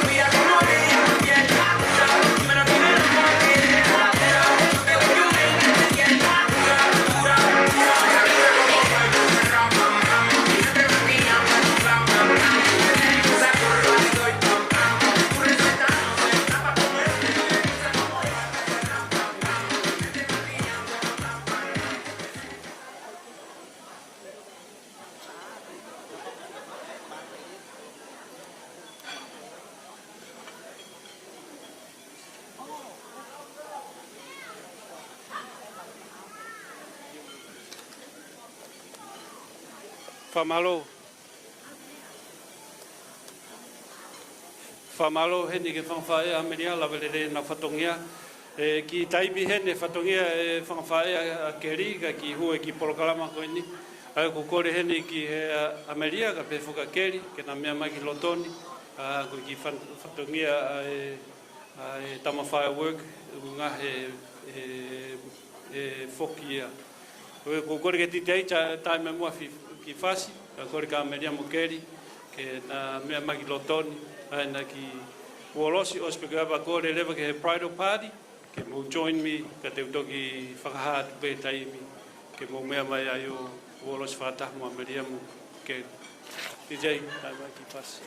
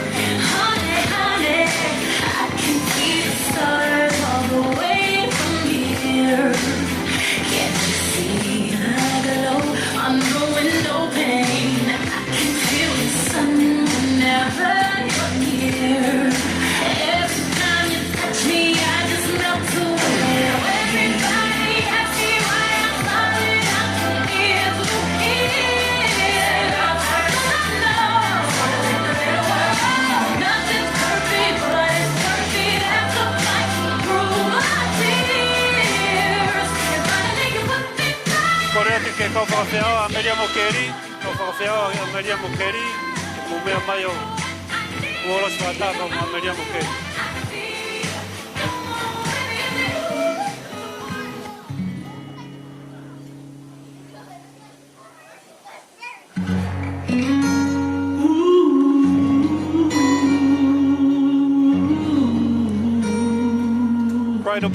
Bridal party, it's your time now. Can you please make your way to the dancing floor? Till you walked into my life, all of my fantasies came true before my eyes. Just the thought of you puts a smile upon my face. My life is not changed. Everything just falls in place. It's been a long time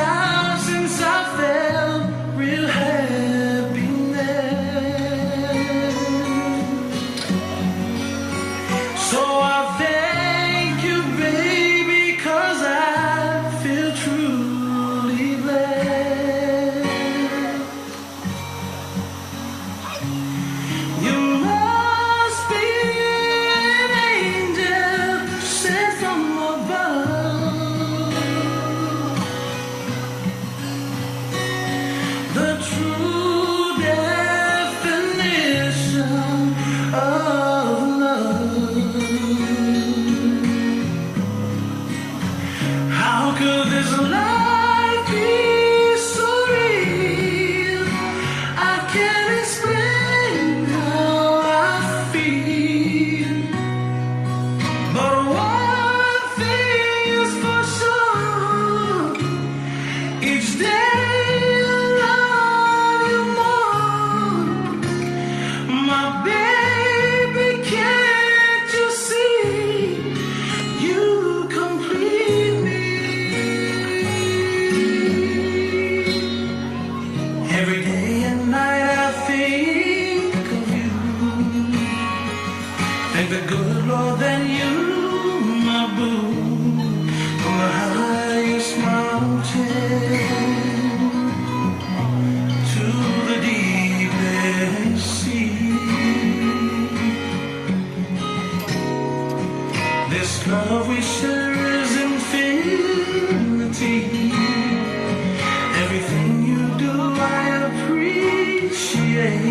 You're truly my soulmate.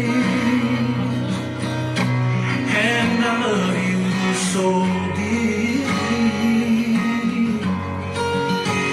It's been a long time since I felt real happiness.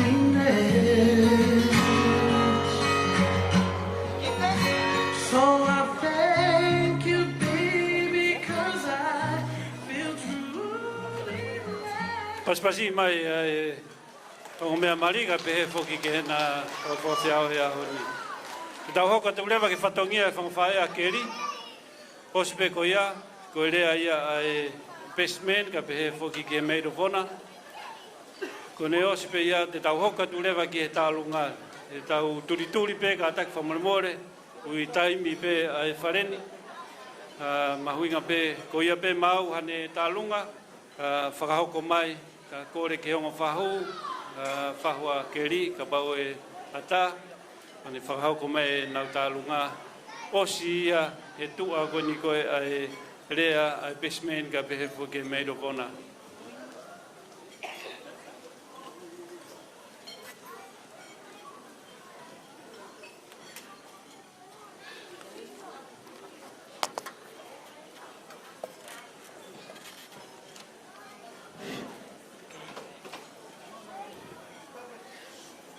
Bismillah ar-Rahman ar-Rahim. In the name of God, the most gracious, the most merciful. I he huafa o e o tua, o kumohu mesi, pia kumohu keresi. Ko kore ke hupanga, pe mua i ngai whakatapu. Ko osfa a whakatapu atu mei muangi. Kai ata mo oku ai whainga maari e ko e ni, ke uhau atu ai. Ke whakakakatu ai whatongia ai si ngai whae, o Tamiano keri, Maka. Neo ngoi api api ai taimi, ka hei kai tuku e waka, kai whai hakakau. He koe aho e nia, o e vale ia tama. Pea koe aho e nia, ai opa te sinoni, ye sinona. Pea toi hale vaia. Koe o wau o i keke, o Tamiano keri, Maka. Ko hono tu muaki o i keke, o kuhiki aki ia, ai fatua malere.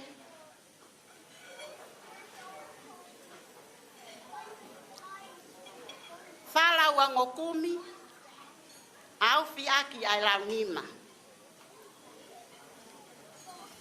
Pea o kuaki ia mai mihitanga, o keri, pisila, makawaihu.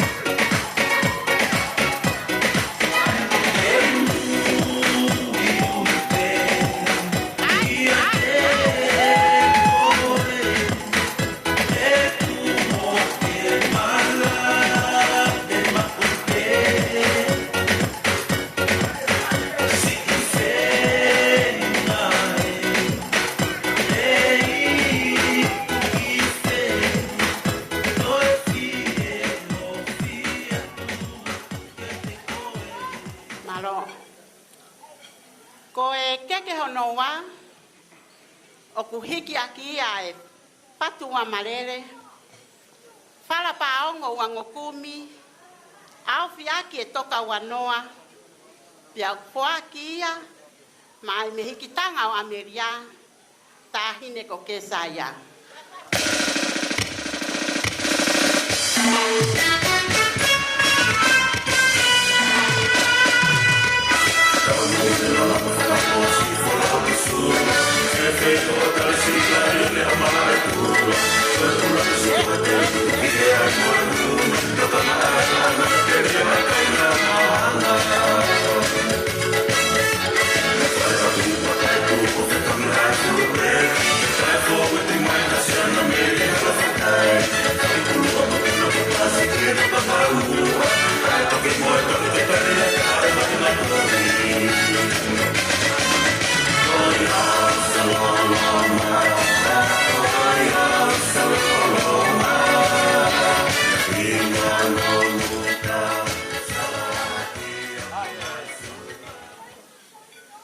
Keke whakaosi a Tamiano o ku fuaki le vaia ke tofi mai kakai o tau kau whakataha mo ki nawa he ahoni. Malo.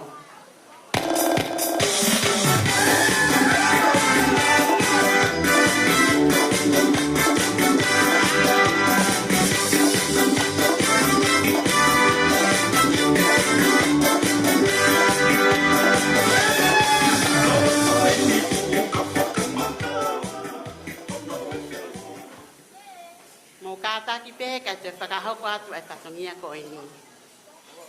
Ko e valamali o Tamiano keri Maka. Ko e launima. Ki e kia aki e ki e tonga pātu pā. Pia mohono kato teo. Ko hono vala sāpate. Ko e ngatu toka wanoa. Ki e kia aki e pihu pātu pā. Ko hono vala ka i lewa. Ko e ngatu toka wanoa, kia kia e aki, ai patua marere. Ko e koloa kotoa ko e ni, o kufoaki a mai whae whaere, Petulisa Mailangi. O ku iai foki mo ki mo tu i papa, ko e whala paongo angokumi, whala fihu angokumi, au fi aki e toka wanoa, pia ku iai foki mohono kali pālangi, pia mohono kafu pālangi. O ku foaki kotoa ia, ma ai whae whaere, Petulisa Mailangi. Tahine Petulisa, o ku hori hoku roto, ke umau e siriva mo e koula. Pia ke upaki mai e ngahi whetuu. Ngahi whetuu o e langi, ke whai aki e ku whakalai. Ka o ku hange ko e lau, ko hoku o si ngā e. He ko e ku o wha, o tō nahu wangeia. He o ku tūloa, pia tae ngata. O wana, tu e, whakawhetai o na huafa maani o ni e. Tu a o whai ki atu.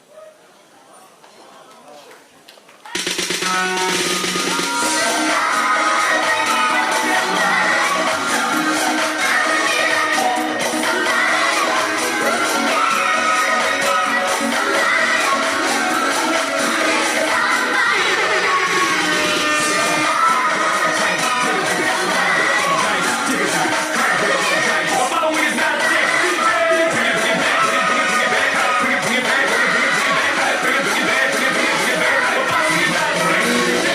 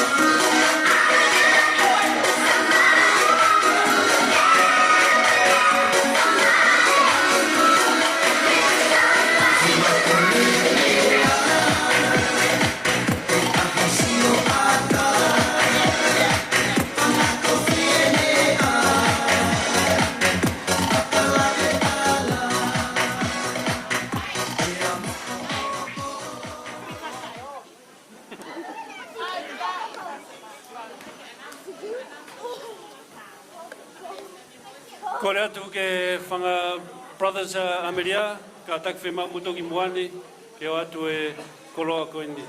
Whamalo heni ke whangawhai a keri, whakahoko e whatongia whakawhai. Kore heni ke best man, ka pehefo ki he meru kona, ko mo whainga maari heni ke whakahoko ai homo speech, ka pehefo ke toast ke ongo mea maari.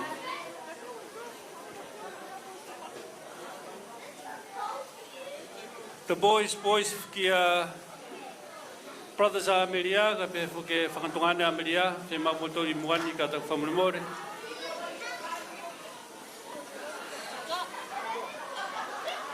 DJ Daimaki foi fácil que havia que colocar aqui.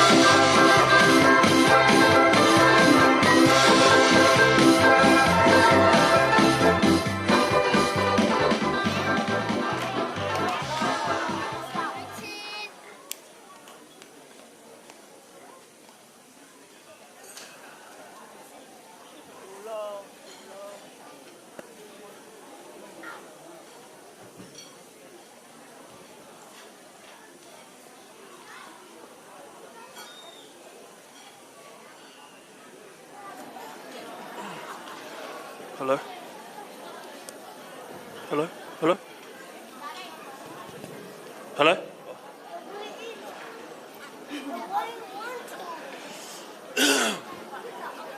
Ko kore ke hufanga he ngahi tala whakatapu, ko osi hono hauwhaki, ka tā moku, whainga maari e koe ni, ke whakahoko, whatongia, o ku whakanasi atu. Malolele, greetings and good evening to you all.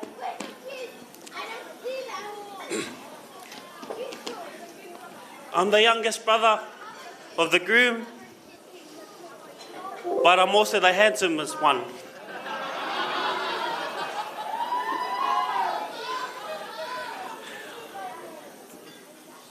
I'll try and not take up too much of your guys' time and keep it nice and sweet. I just want to congratulate my brother and Amelia on today's beautiful ceremony.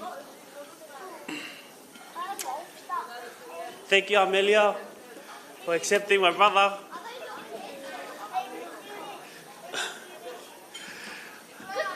I've been waiting for so long for him to go and move on. Te matula whakataha pe o kei taritari pe.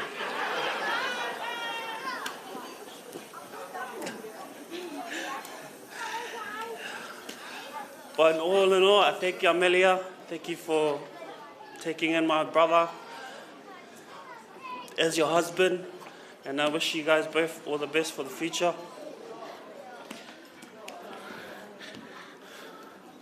To my brother,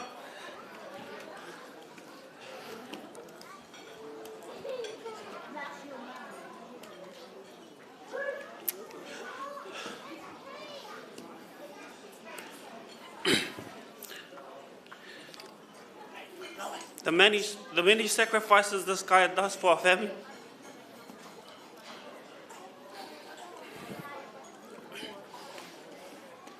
He always puts us family first, especially me, even though I talahui at times.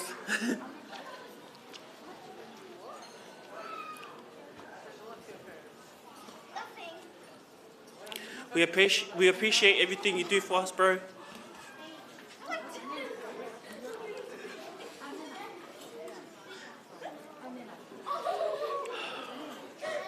And your hard work never goes unnoticed.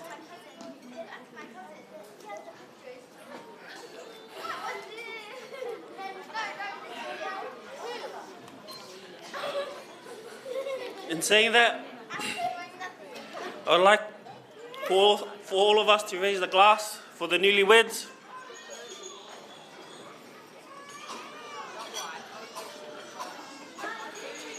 Cheers to Mrs. and Mr. Maka.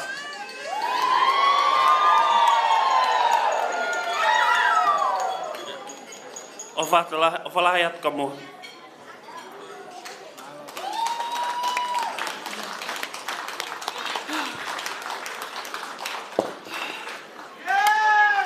God is good all the time. Amen. Ki mua lea, ko whakamole atu ki he tautola tonga ni, o tau ihe ni, ka teo whakahoko atu ku lea, he lea whakapilitania, he kai ke fuusai ku lea whakatonga.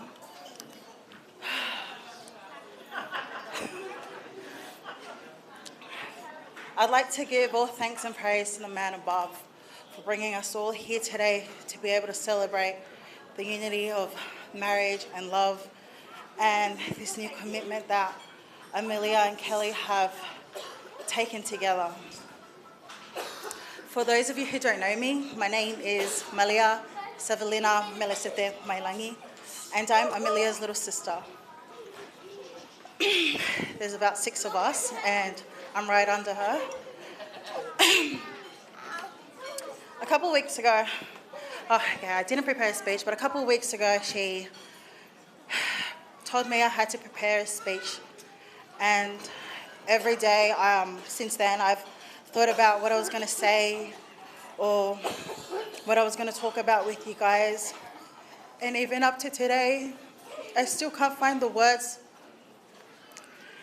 to tell you all how happy I am for you both, because we all know how long it's been and how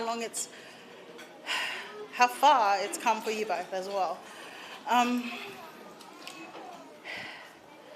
Most of you would know that Amelia is our backbone. She's also our big brother, our father, our mother, all of the above that no one asked for. If my parents are going to tell us off for something, it's going to be Amelia.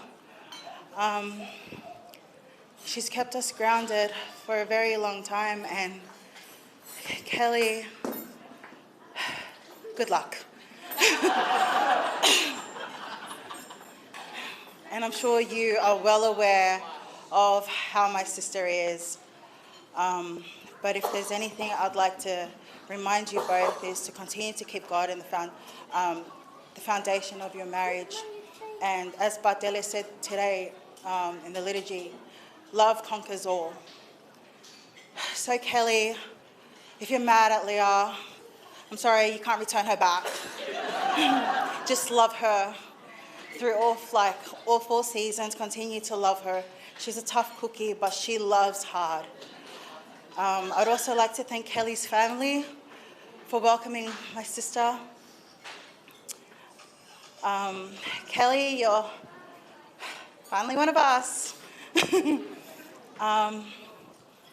But yeah, I'm truly happy for you both, and I don't know anyone as deserving of the best as much as you do. You two are deserving of everything and more, and I pray to God that you both have a strong foundation in this marriage, and everything that you both do and all the plans that you guys have, you continue to keep God in the center of all. You can only plan, but God will direct your steps. And yeah, thank you all for being here. Love you all. Ofato Amelia Mokeli. Thank you.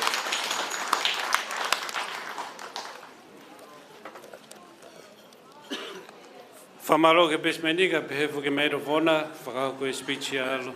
Mā whana whakaha mai na ofa ki nā honga tokaua. Moe commitment u kuna step out ki ai. Te tau hoka turewa ke tau tālunga, kore peheni. Ko ia peku māua ni tālunga, whakahoko mai. Kore ke DJ ki ne tai maha whasi.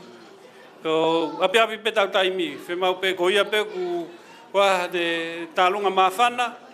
Whakahoko mai. Ko osi pe ai tālunga ai ongo whahu.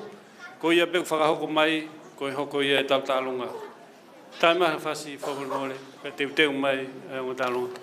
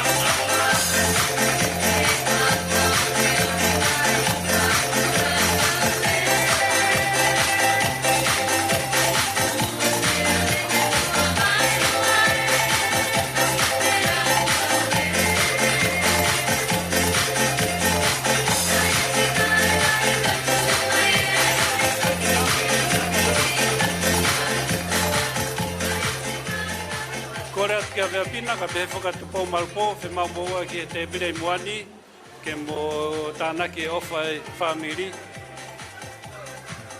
pe pina ka pe foki a tu pau malpo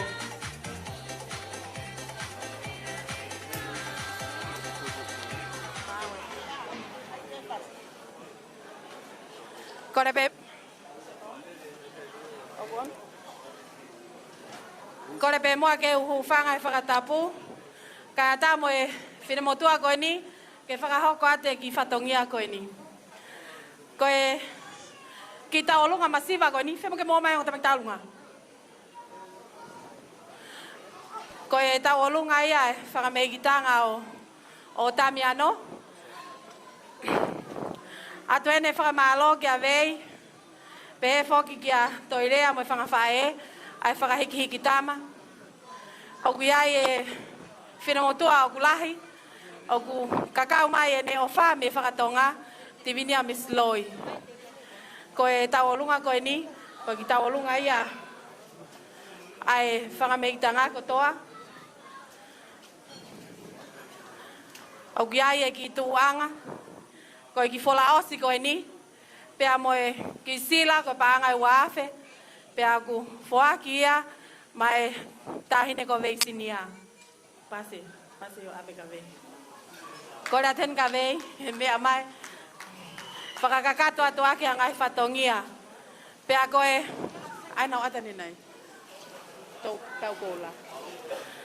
Pea koe teke, taine tau lunga, o ko kore ateni ka Tamiano, ke mea mai mua o atu, lava peo, tokoni atu ke family for all, o kumo whakahoko he aho ni.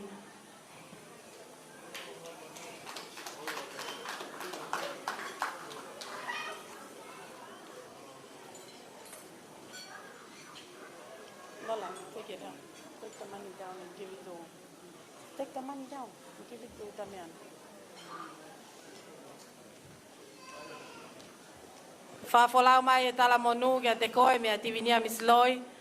Pea mo e whangamekitanga kotoa. Ke maua whau whamiri fo au he ahoni. Take it, just pull it out. Yeah. Kore aten ke tā mea, tuku mai pēa ki foi whase e na minit pē taha.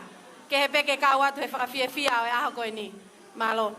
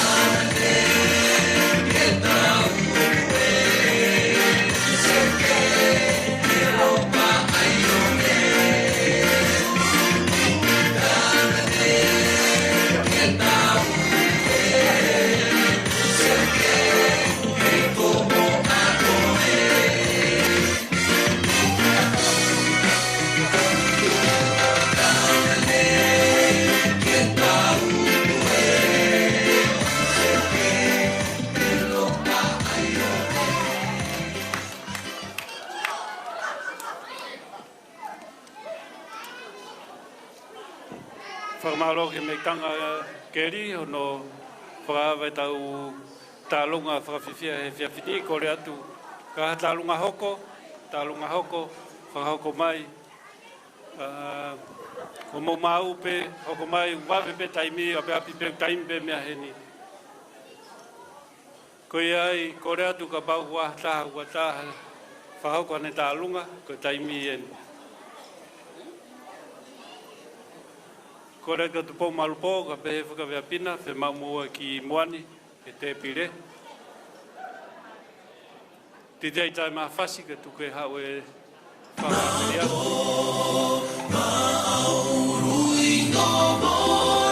Ruido bona, isa, koloma.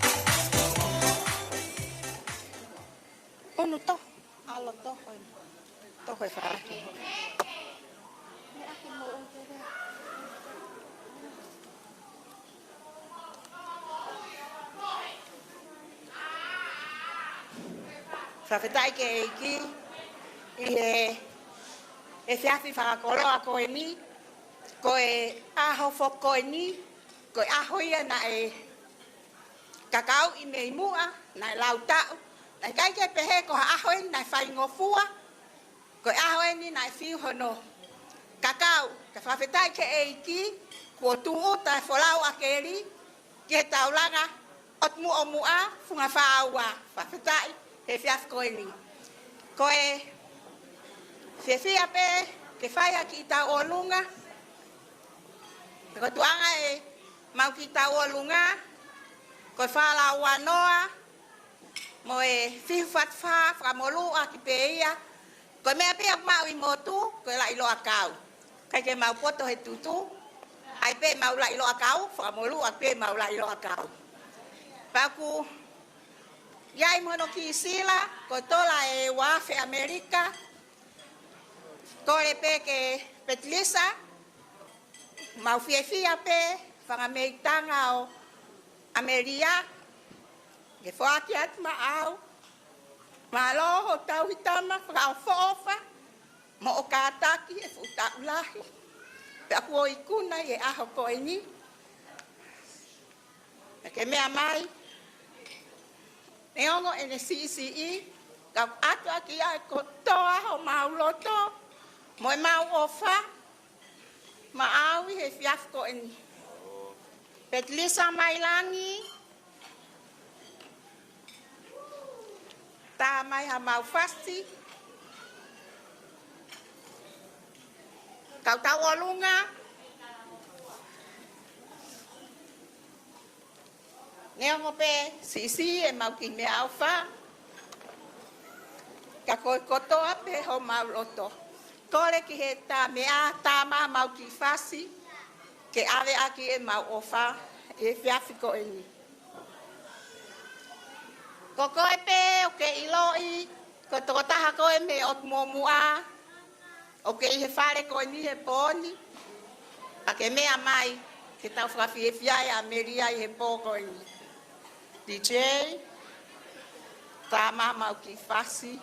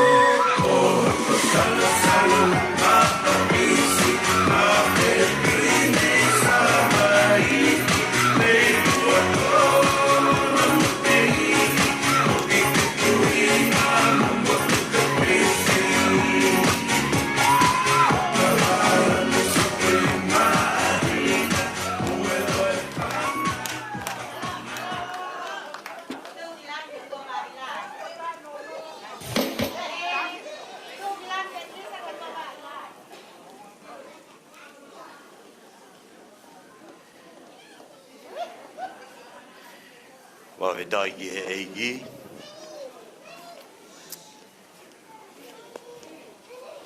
Tapu ki he awhioa e tolkaha i o tua, i o tau lotolotonga.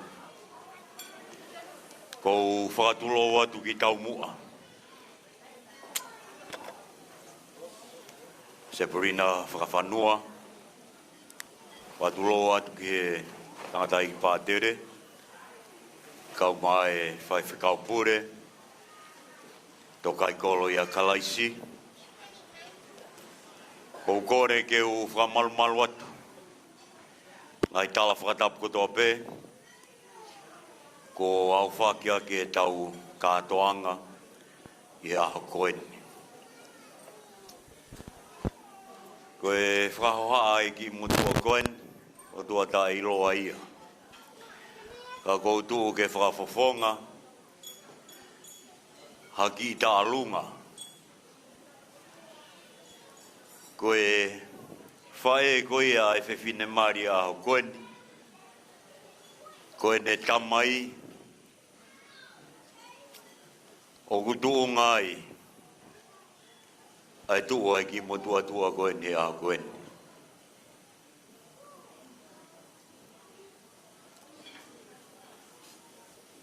Ko e kaunanga koen ni, mo ki whanau koen ni unau lere mai ki loto, ke whafofonga, ai kui, ai whini motua mario a koen ni. Wai motua ko sioeri, malafu. Nea i mono ki tokoua ko ne humi.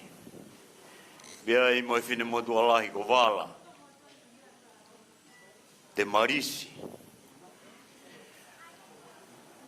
Sivango. Ofa. Ka uma la mona. Whana mai hoku tokoua ko en mei mui ke mbauloto ko e whamiri ho hoa. Pau peke pehe. Ko ki motua ko nu whahoha. Ko ki motua ulere me lolo pā ngō mo hostea. Tataka motonga ka pehe ke otu mō mua. Ko e rea koe ke he longo taimi ko hoku whamiri ia. Motua nu ulere me ha taimani. O whalahi atu, ko tangata koe mea wawa. Aho koe nu whamoni. E he tau kaunga kau whata. Tala he whola. Ko ofa aku ne ufi ai mea kotoa pē. Ko e tūngai au ki heni ai. Mo e kui heni. Ko hipe koe ofa māta tā pē ai o tua.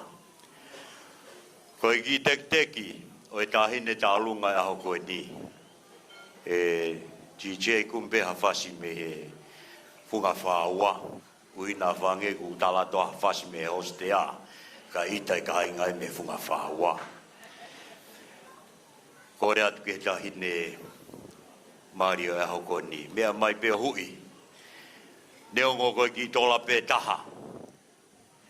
Ai tokone atu pe ke kamata o e whamiri whao. Koe iau ku ke kamata i a hoko ni. Whawhetai ki he eiki, neongo pē, aho tai fie to'o pē koe he ko to'o pē i he eiki ko sisu kalaisi. Neongo e whewhine o kutupu ai, e whine motua koe nā. Ka koe ofa e o tua o mahulu atu, iha toi mea, i he whanonga o tau whai, i he whanonga o taimi. DJ, o mau pe tāmai.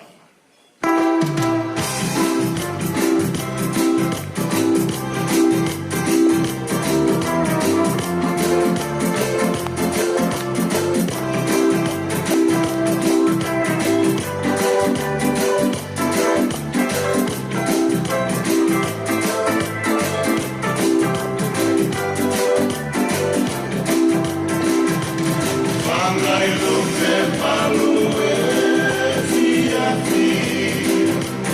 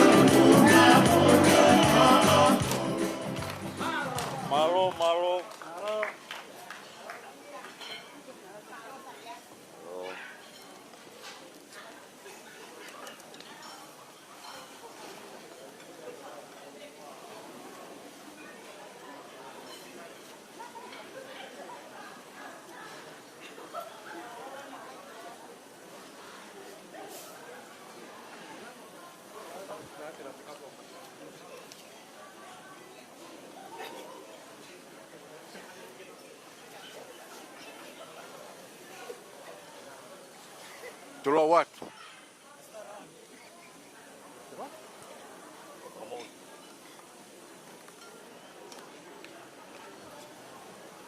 Tulo wat.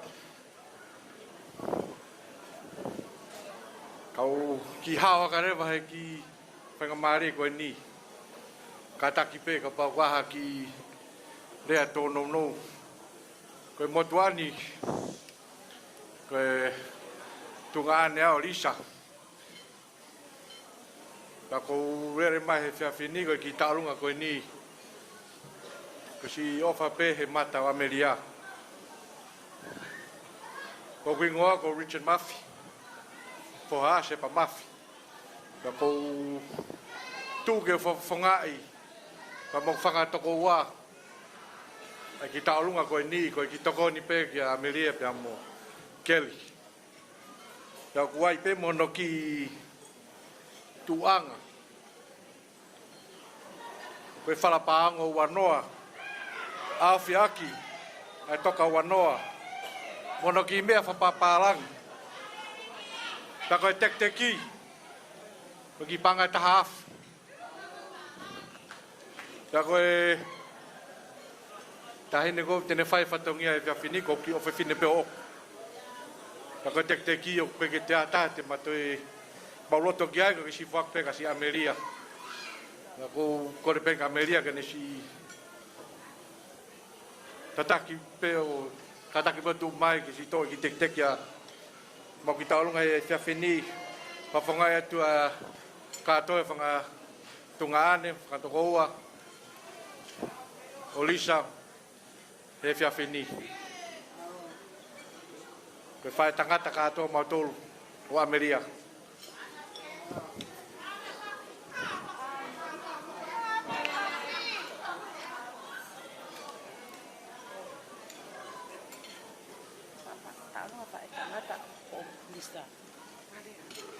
Ko taurunga ko ni ko taurunga katoa ne whakawhae tangata o Lisa. Maro.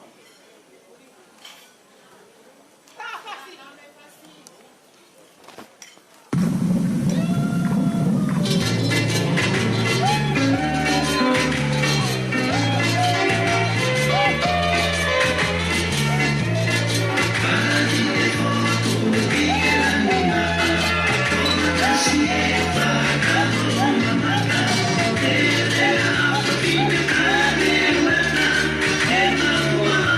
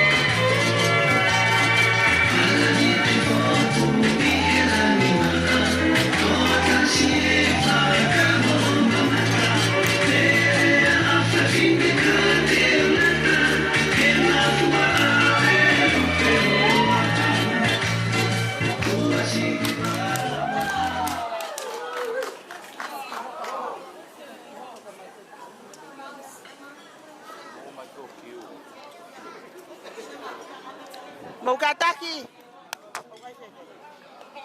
Kataki tu ma o hena tahin talunga.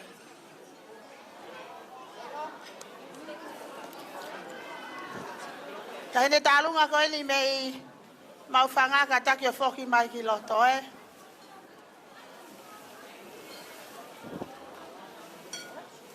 Kore atu telesia mo kalan katako to mai tu anga ko na tafaki fa Moimoi.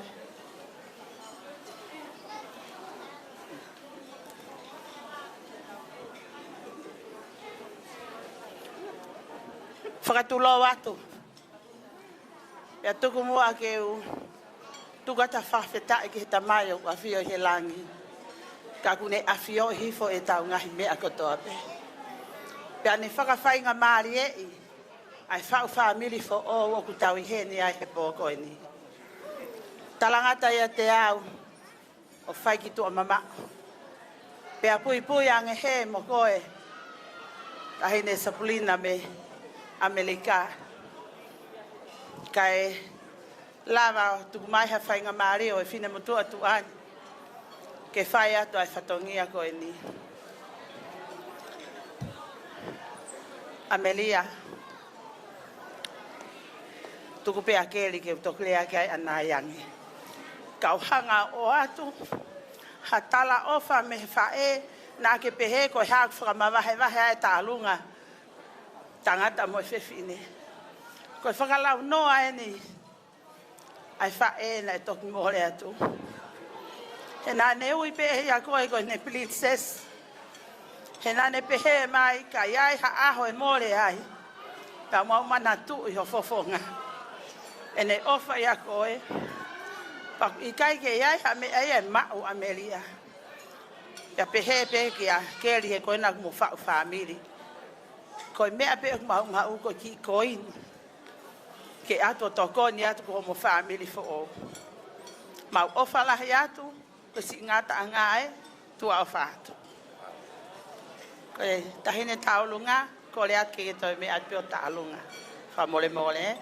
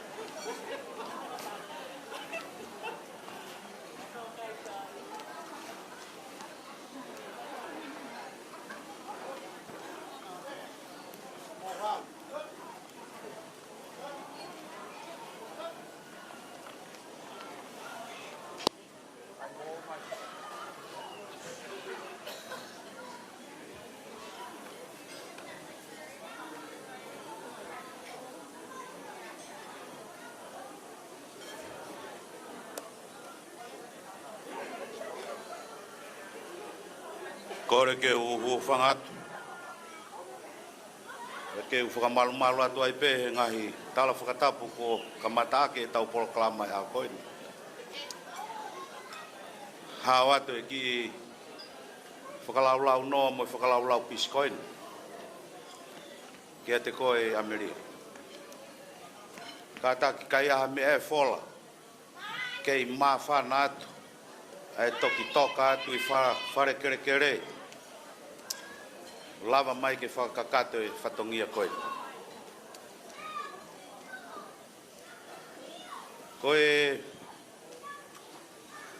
ki uhiki koe ni. Koe mo puna palofonua. Ko siu ki horewa. Nā ki tupu me iai. Ka kia e whanau. Mo e whanga uhiki toko lahi whauwhau. Mei he hala he koni. Mo hala paku. Mi mauwhanga. Ko mauwhanga o kia hono ngahi kolotau la lahi ai. Pea koe nau mea tau. Koe toi tapu pe mo himi. Rocky. Na ui ko ita fuatonga. Pea ui ko fine ita loi. Pea hiki pe me iai I utoone. Pea hiki me iai ki tua mamani. Aia ko tua mamani ko vaha aia tua mamani moheri. Pea koe tawhaki koe taha ko pe tia. Aia ko hono I ngā koe hoko e taha hoa tā ko ke mawahi mi mawhanga. Koe a ngai e tu e aho koe. Ka kou loto keu whakafufonga atu. Ae kotoa, si whare o tui hanai. Pea moe kotoa, o e whamiri hono kotoa pe. Wange koe kulau, Amelia, koe toki hake mai ben me moutala. Ke hao whakakato e whatongia koe. Ka ia me e ma. Koe o atu pe koe whakalaulau noa. Me I mohu tala pea moho wakatau mai. Me I ane afi, me e tau tangata. Whahatu e nau, ofa lahi atu. Kia te koe koe pehe ki ho. Huse pā niti, ko ke whiri taimi pea mo I tā niti. Temi. Ei, Mauri. Lue ki mua ki he o. Fuake se ni tio ki a Amelia. Io. Sai. Pea o hake me whanki uhiki koe ki loto ki e. Kai tā e tau whasi. Io. Io. Malo a pito. O e ofa lahi atu. Amelia.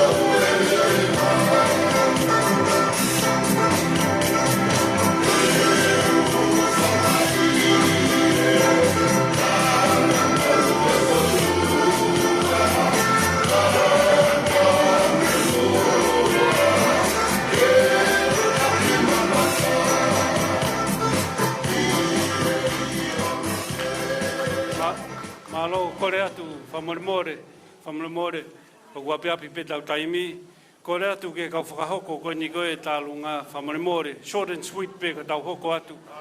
Whaampe ke tau inasi ko toa whia e aho ni tōlahe kau whia tālunga.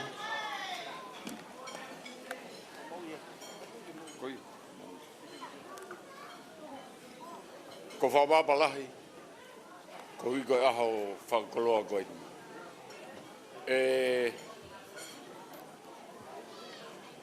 Ko mātua o e aho, Amelia, ko ki tā lunga ni whawhawhonga ia tua aho tangata iki, pia moro show, pia mo au whoki ko kungoa ko matakai au marupo.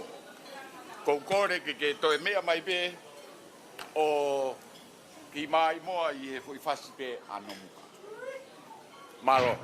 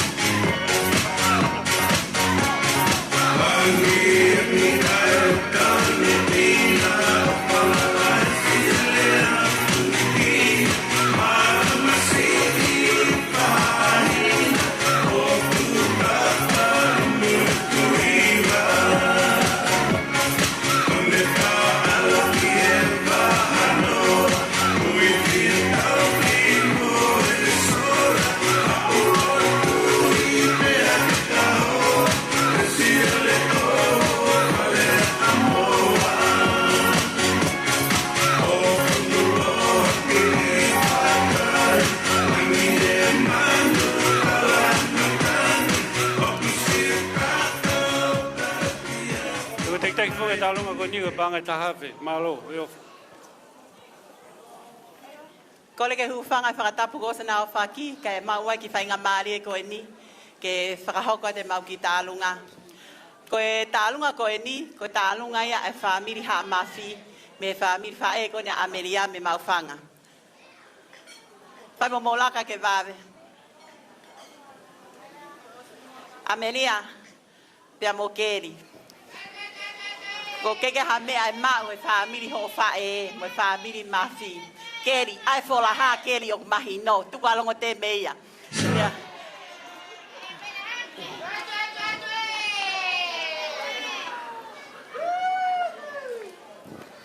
Ko e ki tuanga koe ne mau taolunga e Amelia.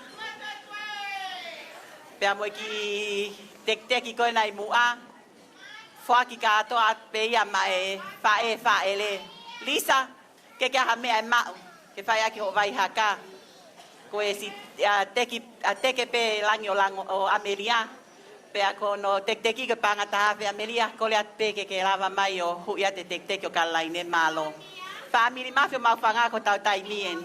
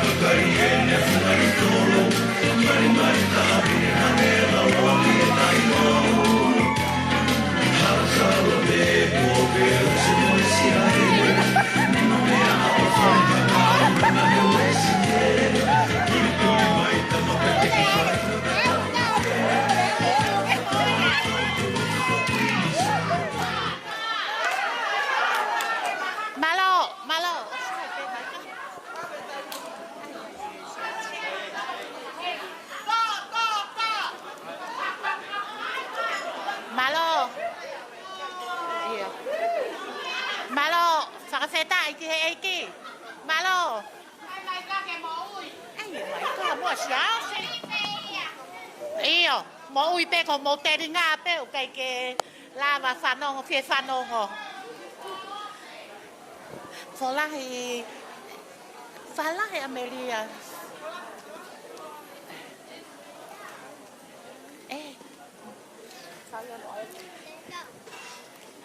Furi ki mua. Malo. Eni, furi ki mua. Whakatula watu. Te ukole pe ke uhuwhanga he whakatapu ko osio no whai. Furihi eni ki mua, eni. Eni, furihi ki mua. Kai ata ke whakahoko ate ki whatongia ko eni. Aku ki mua eni. Ana, se tongi. Furihi. Ai, Ana. Furihi alua ki mua. Kai whakahoko atu ki whakatongia ko ni oe whau family fo o Amelia he whiawhini. Tau whawheta i peke eiki, pia ko e tamasi ta alunga ko sere maia mo ui he keresi, mo whare maile turikilangi, pia mo taiana, le ki taiana kau kai ke ne lava mai.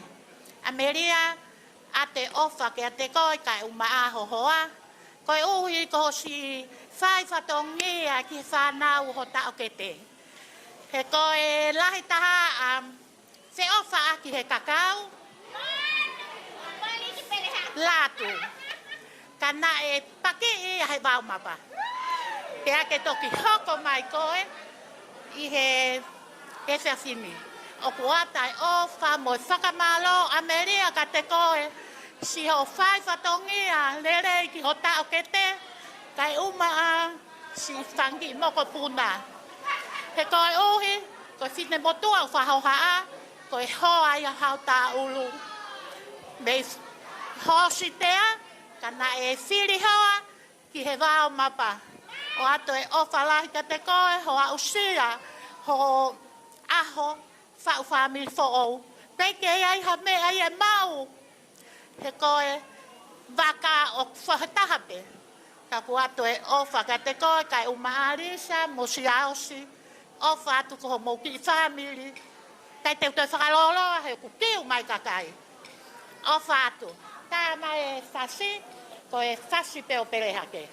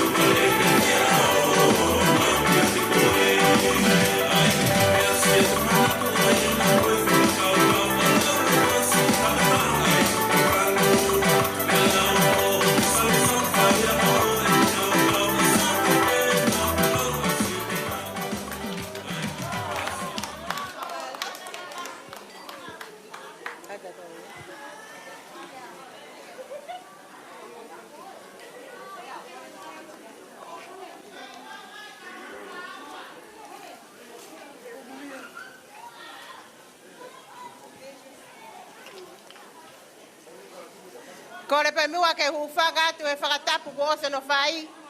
Kai ata pa mo e ki i taurunga koe ni a e whamiri o e whai tamai koe ni a Tamiano keri Maka. Pea aku pe hono whaunga e honi. Taki me tene taurunga ke mea mai. Ko raki teki o e tahine taolunga. Ko tola e wafe. O fuaki pe ia ma Tamiano mo Amelia. Tokoni at katik na ua he whau family fo e honi. Pea kono ua rewa teki. O kukore atu lewa heni ki a pare Maka. Katake o mea mai. Ko i ki tola pe whaafe ni mange au. O atu ke tokoni atu ke lango baka au whai. Pea ko ki tuanga ko i muani. O fuaki pe ia ki a veisinia Maka. Ke whakalabalaba to aki hau whatongia. Amelia ka maa keri. O mau ofa lahe ka teki mo ua. Whatawange kawa e ki he whau family fo wok mo whai. Ko ia pe malo tu au whatu.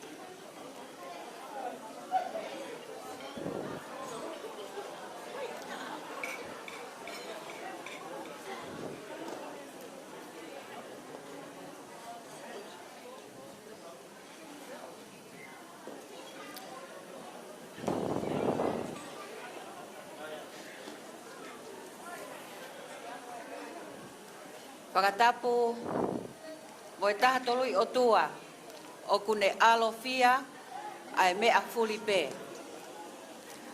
Tulo atu ki tau mua. Kole ke u whakamalu-malu atu, he ngahi tala whakatapu-tapu, ko o si hautaki atu mei muani. Whakamalo ki MC, e whainga maari e koe ni, ke si hao atu ai a whine motu atu ani. Tuku pe mua, Ke whakaha atu si o whanonga vai vaini. Ko kui ngoa ko Monika a whaavawe. Ko si e te lele mai me he ki I vai, ko vai ko puna. Seuke.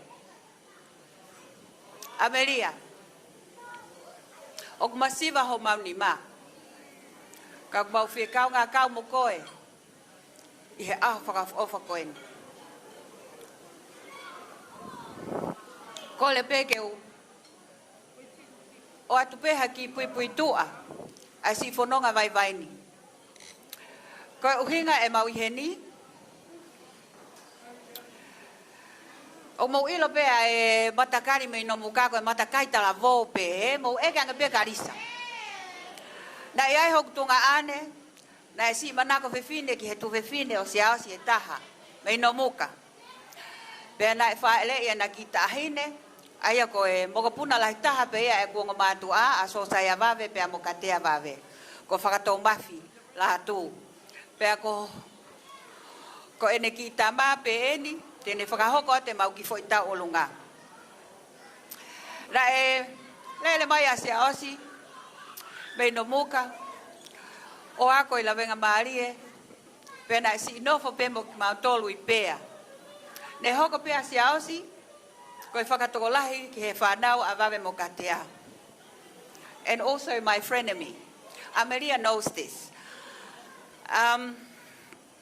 Pea na e tuk wholau mai a takata e ki. Pea mo si ao si e hiri e ne ako ki Dusila. O na a umai ai pe ki Australiani. And like the Mailangi people say, the rest is history. Hence we have Amelia. And Amelia, we are so happy and proud of you. And I hope you enjoy. Koe ki teki e mautahine taulunga, koe ki paanga pe e wafe. Pea koe ki teki e whaki pe ia mai ongo mea mari. O nawa aho, pea koe ki vewe koe ni tuku loto, o ku maloto pe Amelia. Koe le pahe fine e ki ke si ave pe ma pe turisa Mailangi, ke holo holo anga aki. Koe ia pe malo.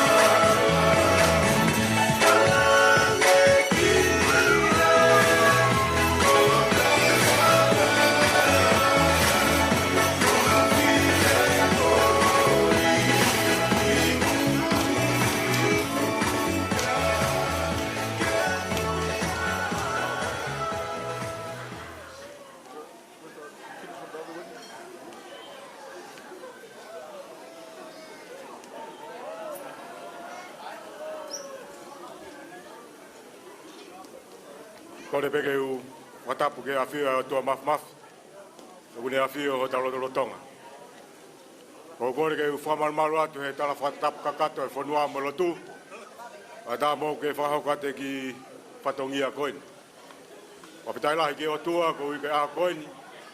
Leo ma koe whakatūtua e tangata. Ka ko whahoko e o tua. Ka ko hai halo te tai Fifita mo Fifita. Amelia.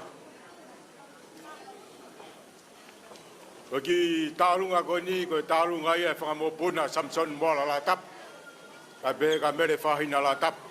Me ot mo mua. Masi varea ke whakahonga atu kia te koe. Ai mau Fifita. Ko hui ko e whakahoko amanaki e o tua he fiat koin. Maulawa mai tu whakatahat pa mo sias. Mehe ki ho anti e mau o whalahi atu mo tala monua kia te koe. Ki talunga koe ni whakahoko atu peia he mokopuna o palasa kou la tapu. Ka pehe ki a vilami tu tavu ki la tapu. Ka meite atu ki a te koe, ka pehe ki a keri. Ko hui ko e koloa tau inasa i he fiat koe. Ko ki tek ki ko panga waf. Ko le peke taini talunga lava atu ke hui e Amelia. E tek ki. Toki hoko atu e tau talunga. Malo apitu.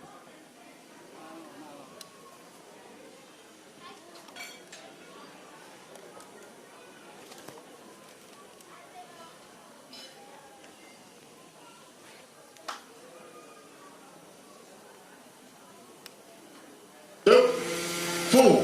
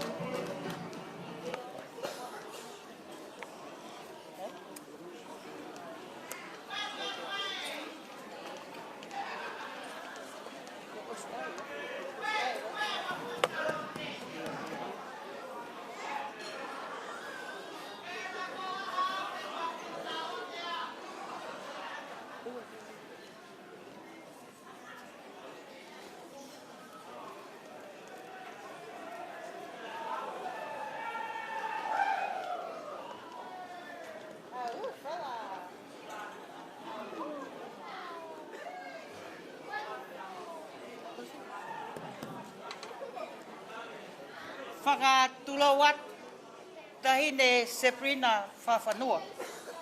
Whakatulawatu ma moe kainga me he hala tonga rewa. Ka e tala mo ka pui ai whai ai whatongia koen. Ma wo te he ka kolo whakaanga. He ke a kula he aku. Ka e tuku mai haku whainga maarie. Iho panga i mo o kātoa ngā. Ke whai a hiki tama. O hange koe tala loto, ai puna ke koe a honi. Teu hopo ki hala, teu au fuato ke ka anga.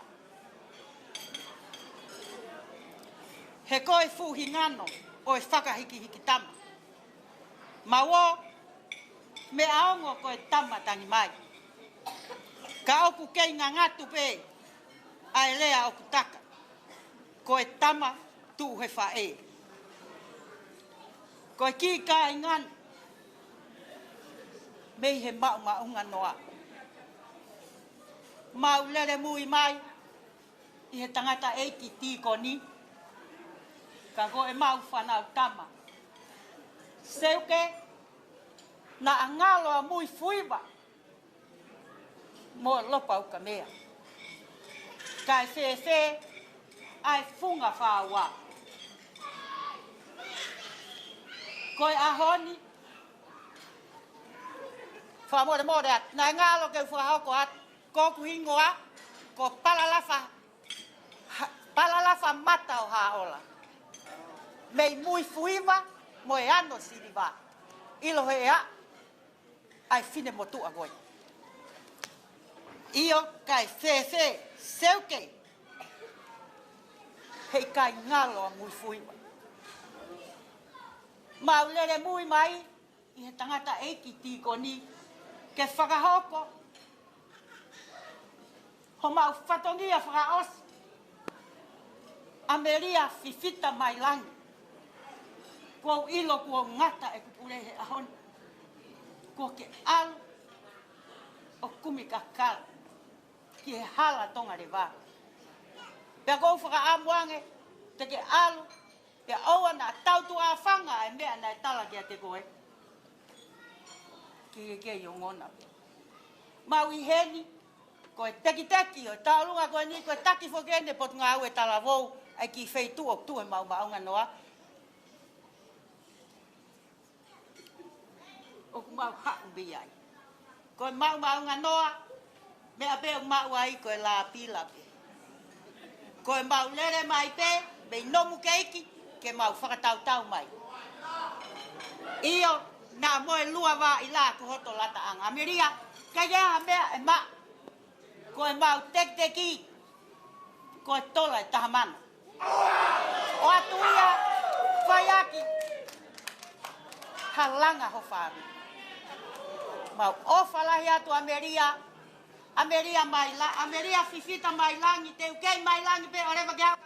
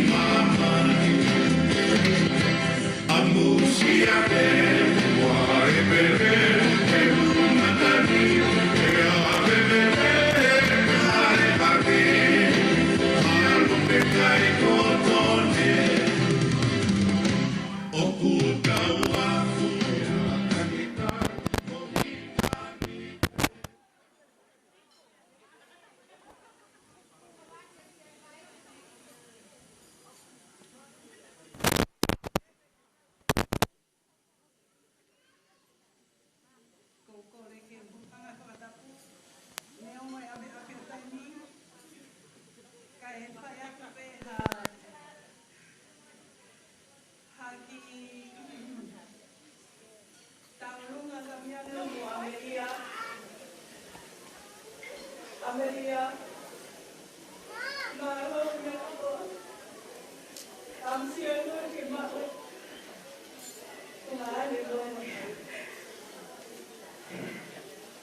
Ke Moimoi lahi, ke kua hapu ko punga i tahai, ke wike hatai, te ne tani i kai te teo.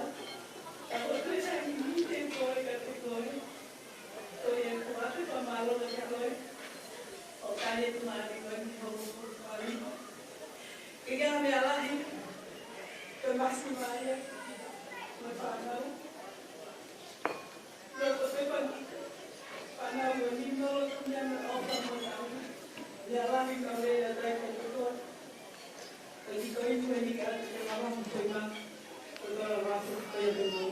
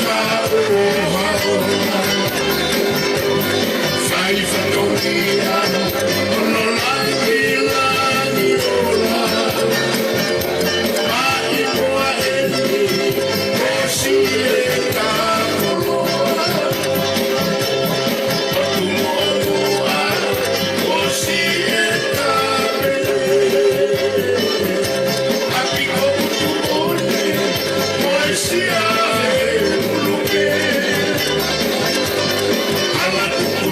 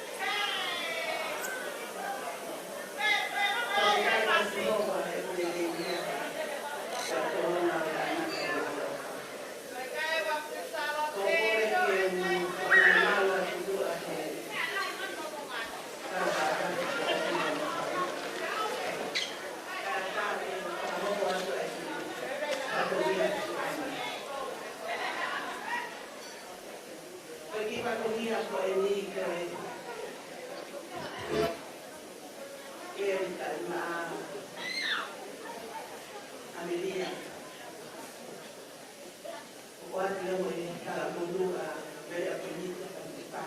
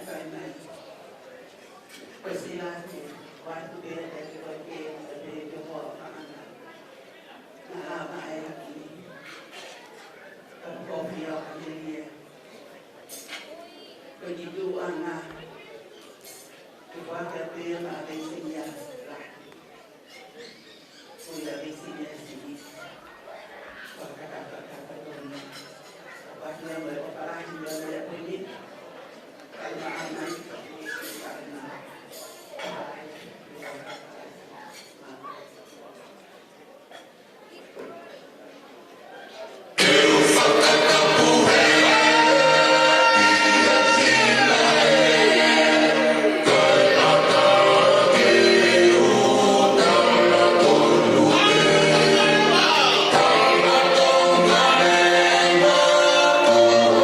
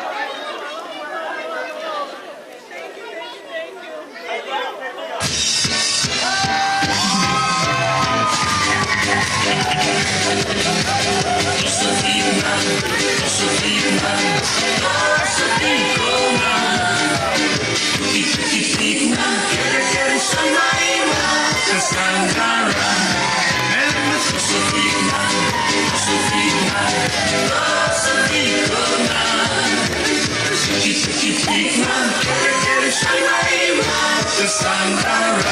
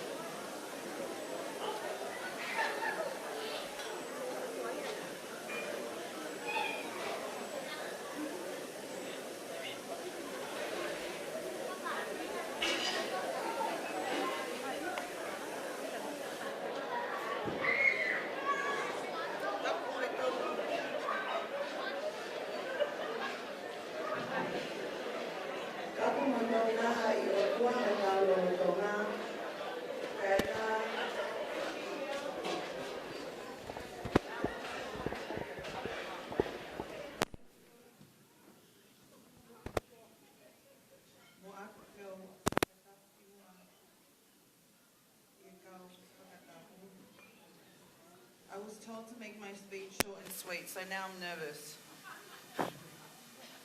I only have 5 minutes, apparently. But my speech goes for 30 years. I've just been waiting 30 years to get married. Geez, pressure on. O fie tuku ai whakamalo ke te mai mawhi he aho koe ni koe nei whakaata mai ke tau whakatahataha e aho whakawhiawhia koe ni. First and foremost, I want to thank our Heavenly Father throughout this whole preparation. We wouldn't have made it without Him. Whakamaloa kia VIP guest Sabrina Whakawhanua for making it from the USA. Thank you for attending our wedding. Ko tukua whakamalo kia pātele ika, maloho popo moho ako naki. Thank you for taking on our marriage in such a short notice and prepping me for my confirmation and Holy Communion. Whakamalo kia pātele loni. Thank you for attending our reception today. As I look around from the beginning of the ceremony to the end of the night, my heart is overwhelmed and I cannot justify how thankful I am to be surrounded by loving people. They say it takes a village to raise a child, and this village that I'm surrounded by has definitely molded me to who I am today. I would like to start off by addressing my in-laws. From the day I met each and every one of you, not once did I feel unappreciated. You all welcomed me with a sense of belonging and into your family with openness and kindness. I don't know if that's because you had no choice. My dad's on the side saying hello. Knock, knock.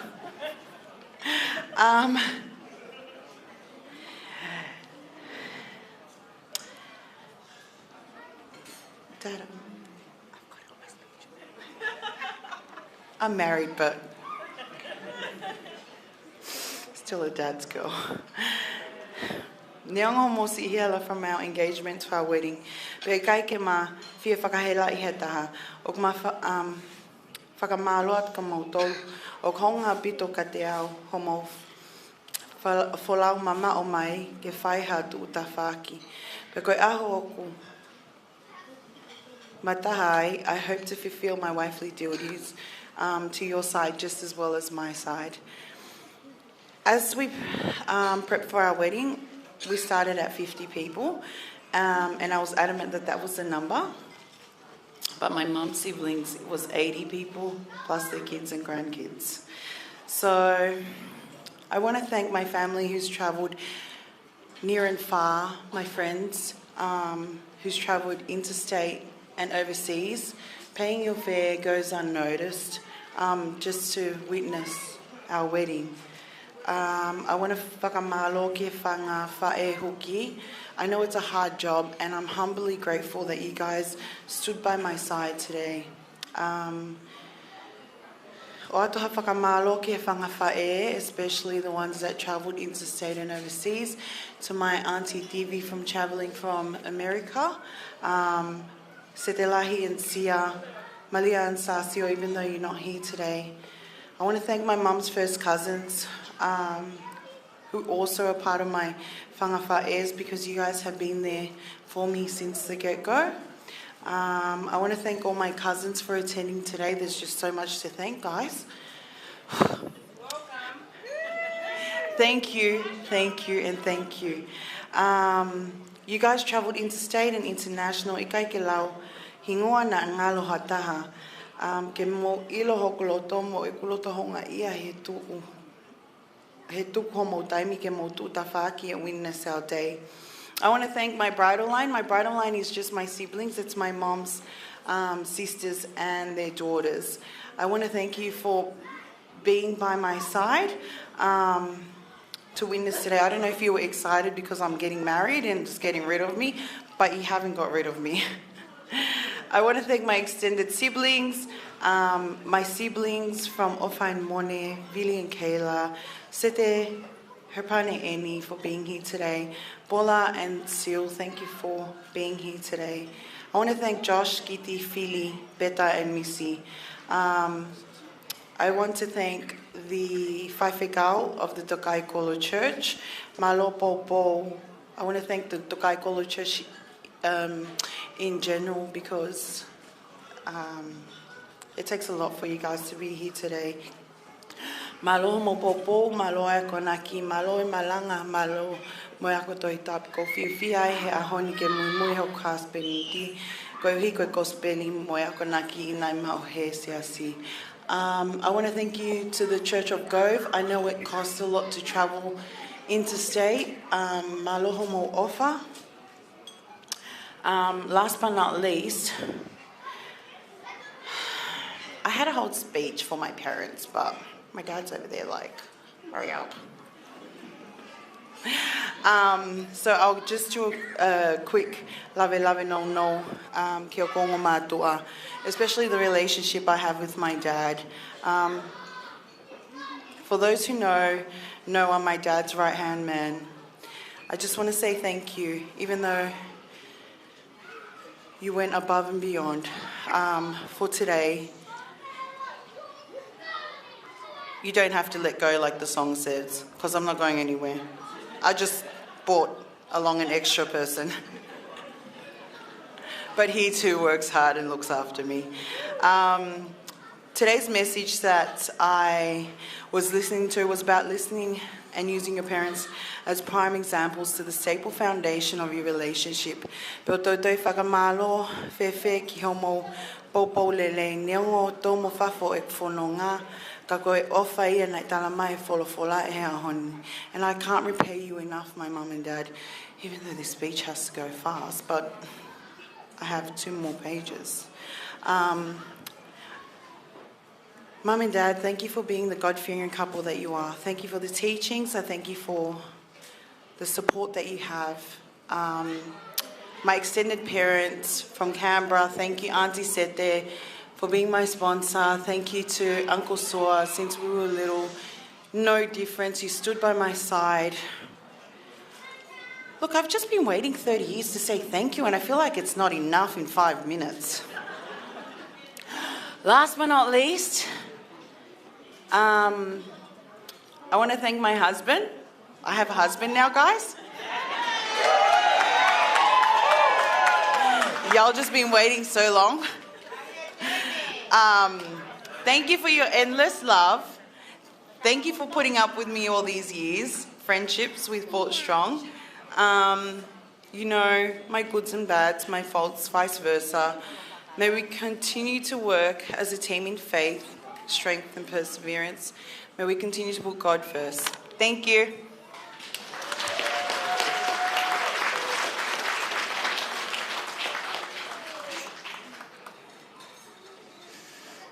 Ko reo pe ke hufanga he talamalu e whonua. Kai ata moku. Whainga maari ko ni ke whaiharia whamalo. Whawhetai ki he o tō mafi. He ne whakatau lama hao. He tau mo ui. O tau toia usia e katoanga maalari. Fia i he aho koini. Pea ko kurea pe whawhetai eiki ho o wha. Whamalo en ka pātere ita, kolomatangi, o angalerei, o tūtaimi, neongo, ho mo'ua, he whatongia, whatau hisipi, ka ke tūtaimi, ke teu I maua, ke sākalameta o nofo mai.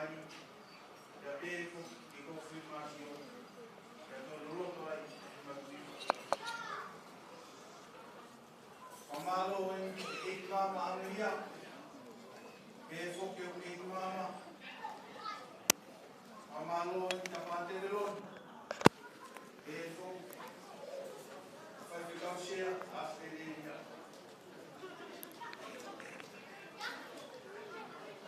Valor, moa, fafia, se mais forte. Amalo en Parei mover, malo jauh, berapa berof, rumah di tengah tadi awam, kayak mau tutup ya tunggu waktu. Kemaluan di fatu ini, nafadau, ayo, pio, fadau, nului, fadau, bukan bis, laukau. Kamuti ke magi fanau, malo mo umadia. Kamalon ke fanau kete, kapag mo. Maiki, dita, magi fanau. Kedelo, babiwing, magi fanau. Aik musuana. Pero kumaya mo. Pamalo ke family fare. Tolera moniki fanau. Pero Maria Bautiam. Tolera uma família. Ya ako. Pamalo ke family tamayo.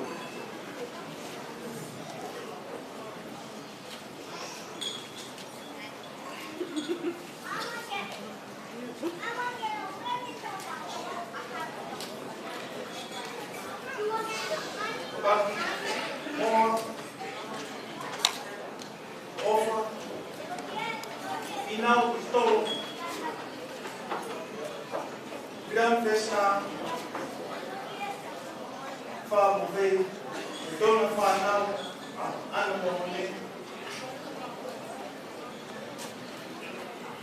Befo sia final soane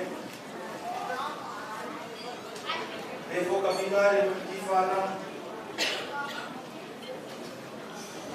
devo motivare Casimila, fana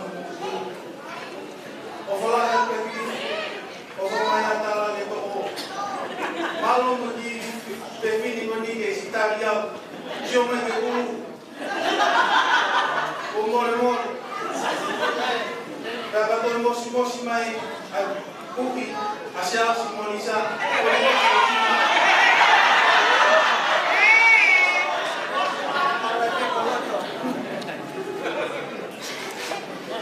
Pamalo ke pamikanga. Pamalo pamalo pamana pamona. Devo kakini den. Halo sila ngifana. Mana fanau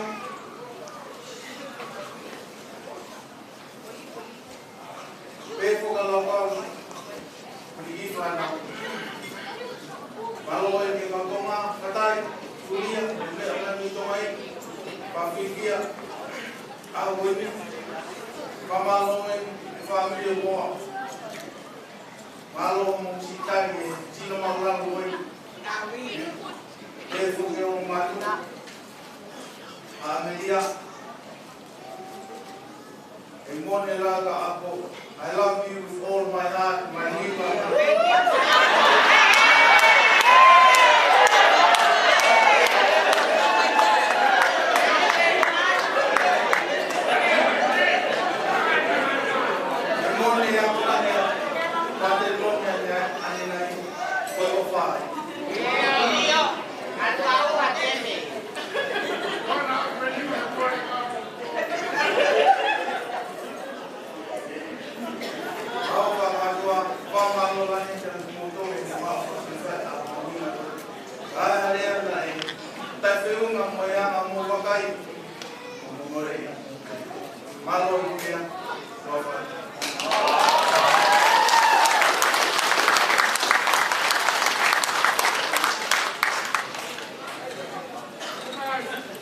Paula que me llama María, que se llama Maka, que nace en el Digo, mas aqui, por que a bateria, o preço está o eu que eu como hablo de que el motor no lo pasó de Mailangi, o mira, pero Tamiano por como mueren que se hace de María. A todos también hay que auxiliar como mal a problemas um pouco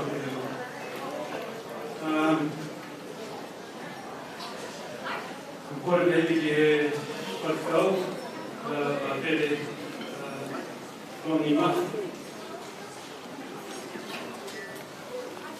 e que o modo é oferecer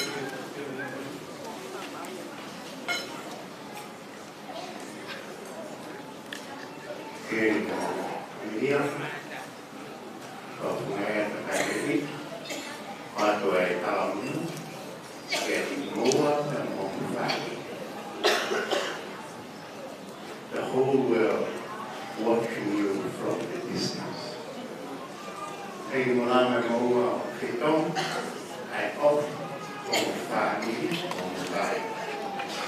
Kake Mulaba Fifita.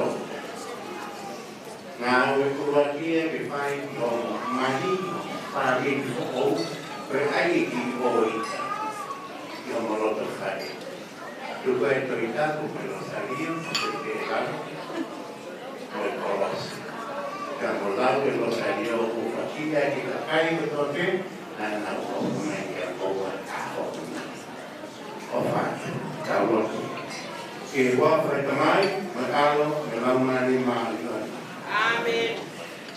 Tahu tahu betul maaf yo hebani mo mamani. O mau kunoni yo alo o huku fakita ki afio. Afio na ya talo mi mua te hau kau.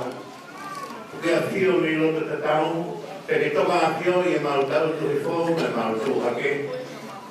Rea to pe ko manangi hau yo mau lo mutu ni ko toka afio. Afio mai ke ni mo Amelia. Perfaia ai orita o fami fo o. Tampo di mai io na di na Fifita e a lo pe o na Moimoi. Pero pau e tampo ki na família que fana. Pada wangi ke na Moimoi e ki a fiona e a lo pe o na Moimoi. Tampo di mai io family kai no me nga ma he no ma ke. Ke mau kanga fo mo ni ke ofa. Tana whiwha ki ati i he oita. Tawangi ke tuloa. Ai na mani te ita me te ki he mati. Tawangi ki a whiu i te kumotolu ai te ki. Tawangi ke hutumai te kumotolu ai tāpuaki. Patua kai tamai, mai alo, mai lau mai e maa ngani. Amen. Malo.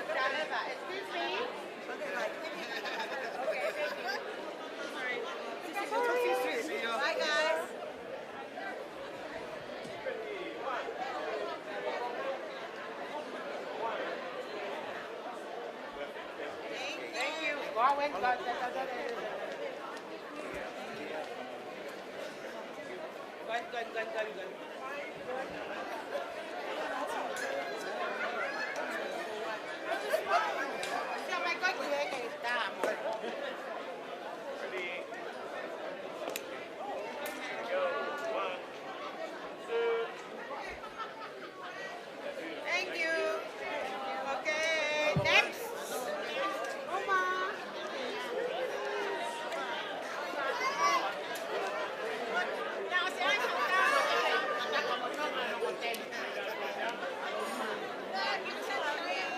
Bye bye.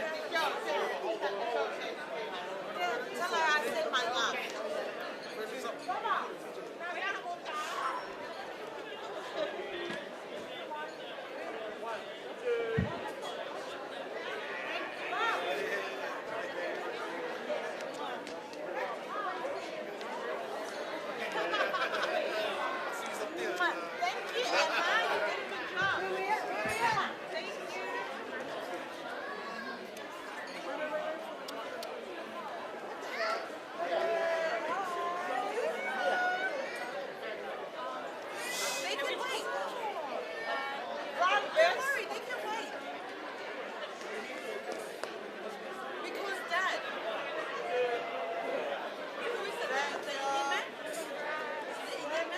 Just one. Don't worry, don't worry.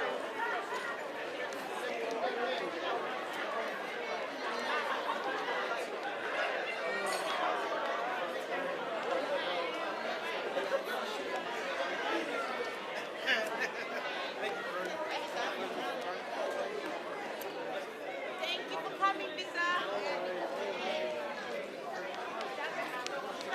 Okay.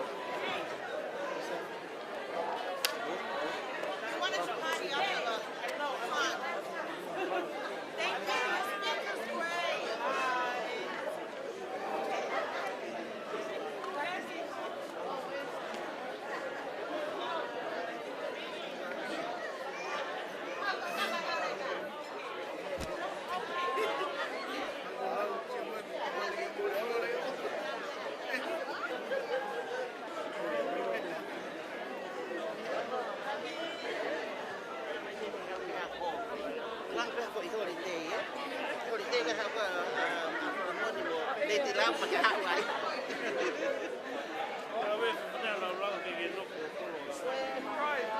Kau tidak akan dapat.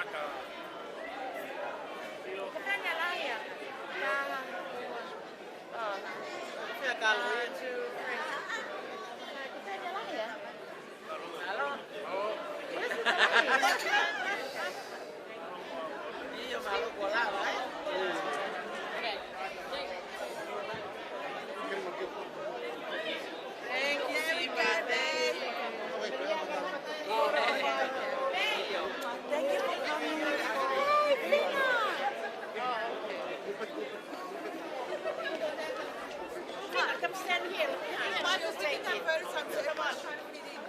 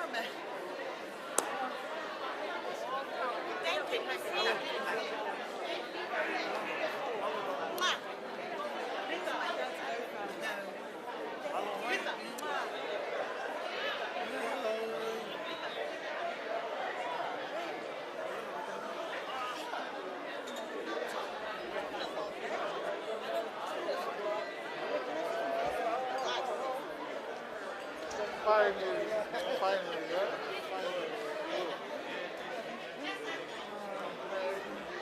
Where was that first man I started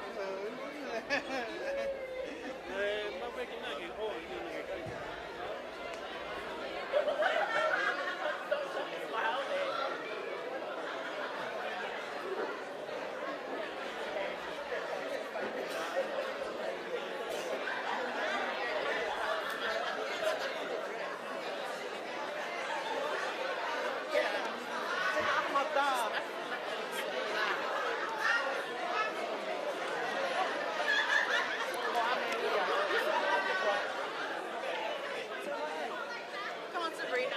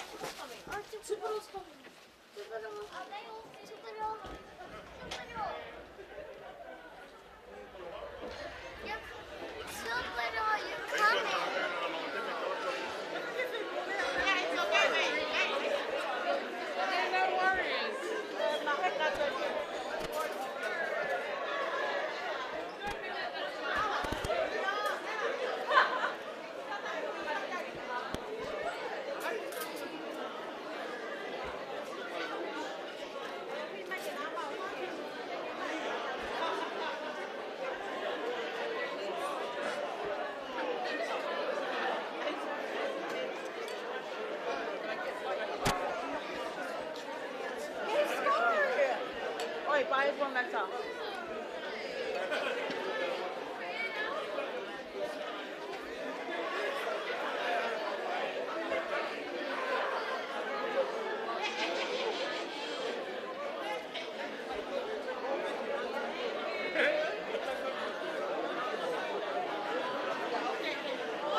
How do you